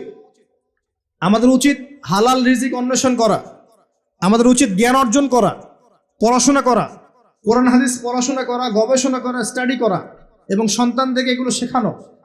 আমাদের উচিত মানব সেবায় কাজ করা, উচিত আদর্শ পরিবার গঠন করার চেষ্টা করা, যুব সমাজকে দিনের ভালো ভালো কথাগুলো বলা, ওদেরকে হারাম পথ থেকে ফিরিয়ে আনার চেষ্টা করা, মা বোনদেরকে পর্দা রাখার চেষ্টা করা, এবং আমাদের কাছে যতটুকু সামর্থ্য আছে আমাদের জানমাল, সময়, শ্রম, কথা, আমাদের কলম ইত্যাদি, এগুলোকে দিয়ে দিন ইসলামের খেদমত করার চেষ্টা করা, যাতে আগামী দিনে যে বিশ্বটা আসবে ওই বিশ্বে আমাদের সন্তানরা ইসলাম নিয়ে বাঁচতে পারে। এটাই তো হওয়া উচিত। এর চেয়ে বেশি আমাদের কি করার আছে? আল্লাহ পাক আমাদের সবাইকে ইসলামের এই কাজগুলোকে করার তৌফিক দান করুন এবং আখিরুজ জামান সম্পর্কে সচেতন থাকার তৌফিক দান করুন। এবার এই ব্যক্তি চলে যাচ্ছেন, শেষ করি। কোন ব্যক্তি ভাই? সাদা ব্যক্তি, হ্যাঁ। এই ব্যক্তি চলে যাচ্ছেন আর উমর রাদিয়াল্লাহু আনহু পাশে বসে আছেন। তিনি বলছেন ফালাবিস্তু মালিয়ান, আমি চুপচাপ বসে থাকলাম। এই ব্যক্তি উঠে চলে গেল। সাহাবায়ে কেরাম বসে থাকলাম চুপচাপ, যেন গাধের মধ্যে পাখি বসে আছে। এবার নবী সাল্লাল্লাহু আলাইহি ওয়াসাল্লাম কিছুক্ষণ চুপচাপ বসে থাকলেন, মাথা নিচু করে। এবার তিনি বললেন, ইয়া ওমর, হে ওমর, আতাদরি মান সাইল, তুমি কি জানো এই যে ব্যক্তি প্রশ্ন করতে এসেছিল, এই ব্যক্তি কে ছিল? ওমর, তুমি কি জানো? ওমর ইবনে খাত্তাব বলছেন, আল্লাহু ওয়া রাসূলুহু আ'লাম, আল্লাহ এবং তার রাসূল ভালো জানেন কে ছিল, আমি তো জানি না। তখন নবী সাল্লাল্লাহু আলাইহি ওয়াসাল্লাম বলছেন, ইন্নাহু জিবরিল, এই ব্যক্তি ছিল জিবরাইল আলাইহিস সালাম। সুবহানাল্লাহ। আতাকুম ইউআল্লিমুকুম দীনাকুম, তিনি এসেছিলেন তোমাদেরকে তোমাদের দ্বীন ইসলাম শেখাতে। কি জন্য এসেছিলেন? প্রশ্নোত্তরের মাধ্যমে তোমাদেরকে তোমাদের দ্বীন ইসলাম শেখাতে এসেছেন। জিবরাইল আলাইহিস সালাম মাটিতে এসেছেন, মানুষের রূপ ধরে। পৃথিবীতে ইতিহাসে একবারই তিনি জনসমক্ষে এসেছেন, সবার সামনে মানুষের রূপ ধরে। অন্য সময় জনসমক্ষে আসেন নাই। নবী সাল্লাল্লাহু আলাইহি ওয়াসাল্লামের কাছে একা একা এসেছেন, কিন্তু সবার সামনে পাবলিকলি একবার এসেছেন। এই হাদিসে এই হাদিসটার নাম হাদিসে জিবরিল, মিশকাতে আছে, সহিহ মুসলিমের মধ্যেও আছে, 2 নম্বর এবং 9 নম্বর হাদিস, দেখে নিয়েন। তোমাদেরকে তোমাদের দিন শেখাতে এসেছেন, তাহলে দিনের মধ্যে মূল বিষয়গুলো কি? 1 নম্বর ইসলামের পিলার কি কি, 2 নম্বর ইমানের পিলারগুলো কি কি, 3 নম্বর ইহসান কি জিনিস, এবং 4 নম্বর শেষ জামানা সম্পর্কে সচেতনতা। এগুলো কি ইসলামের অংশ না? তোমাদেরকে তোমাদের দিন শেখাতে এসেছেন। 4টা প্রশ্নকে আপনি যদি পার্সেন্টেজ করেন, এক একটা প্রশ্ন হচ্ছে 25% করে, তাই না? 100%-এর 25% করে।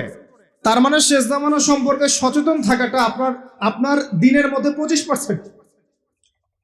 আল্লাহ পাক আমাদেরকে সচেতন হওয়ার তৌফিক দান করুন। আমরা দোয়া করি আল্লাহ পাক আমাদের সবাইকে দিনের সঠিক জ্ঞান অর্জন করার তৌফিক দান করুন, ইসলামের মূল বিষয়গুলোকে মেনে চলার তৌফিক দান করুন, ইসলামের দাওয়াত মানুষের কাছে পৌঁছানোর তৌফিক দান করুন। আল্লাহ পাক আমাদেরকে পরিপূর্ণ মুমিন বানিয়ে দেখ, ইমানদার বানিয়ে দেখ। আল্লাহ পাক আমাদেরকে ইহসান দান করুন, যেন আমরা প্রত্যেকটা মুহূর্তে সচেতন থাকতে পারি আল্লাহ আমাকে দেখছেন। আল্লাহ পাক শেষ জামানার এই ফিতনাময় পরিবেশে ঈমান আমল নিয়ে চলার জন্য আমাদেরকে জ্ঞান, আমাদেরকে আমল, আদর্শ পরিবার, হালাল রিজিক এবং তাসকি, আত্মশুদ্ধি আল্লাহ পাক আমাদেরকে দান করুন। আমিন। আকুলু কওলি হাযা আস্তাগফিরুল্লাহ লি ওয়া লাকুম ওয়া লিসাইল মুসলিমিন। বারাকাল্লাহু লানা ওয়া লাকুম বিল আয়াতিল হাকিম। ইন্নাহু তাআলা জাওয়াদুন কারীম ওয়া রাউফুর রহিম।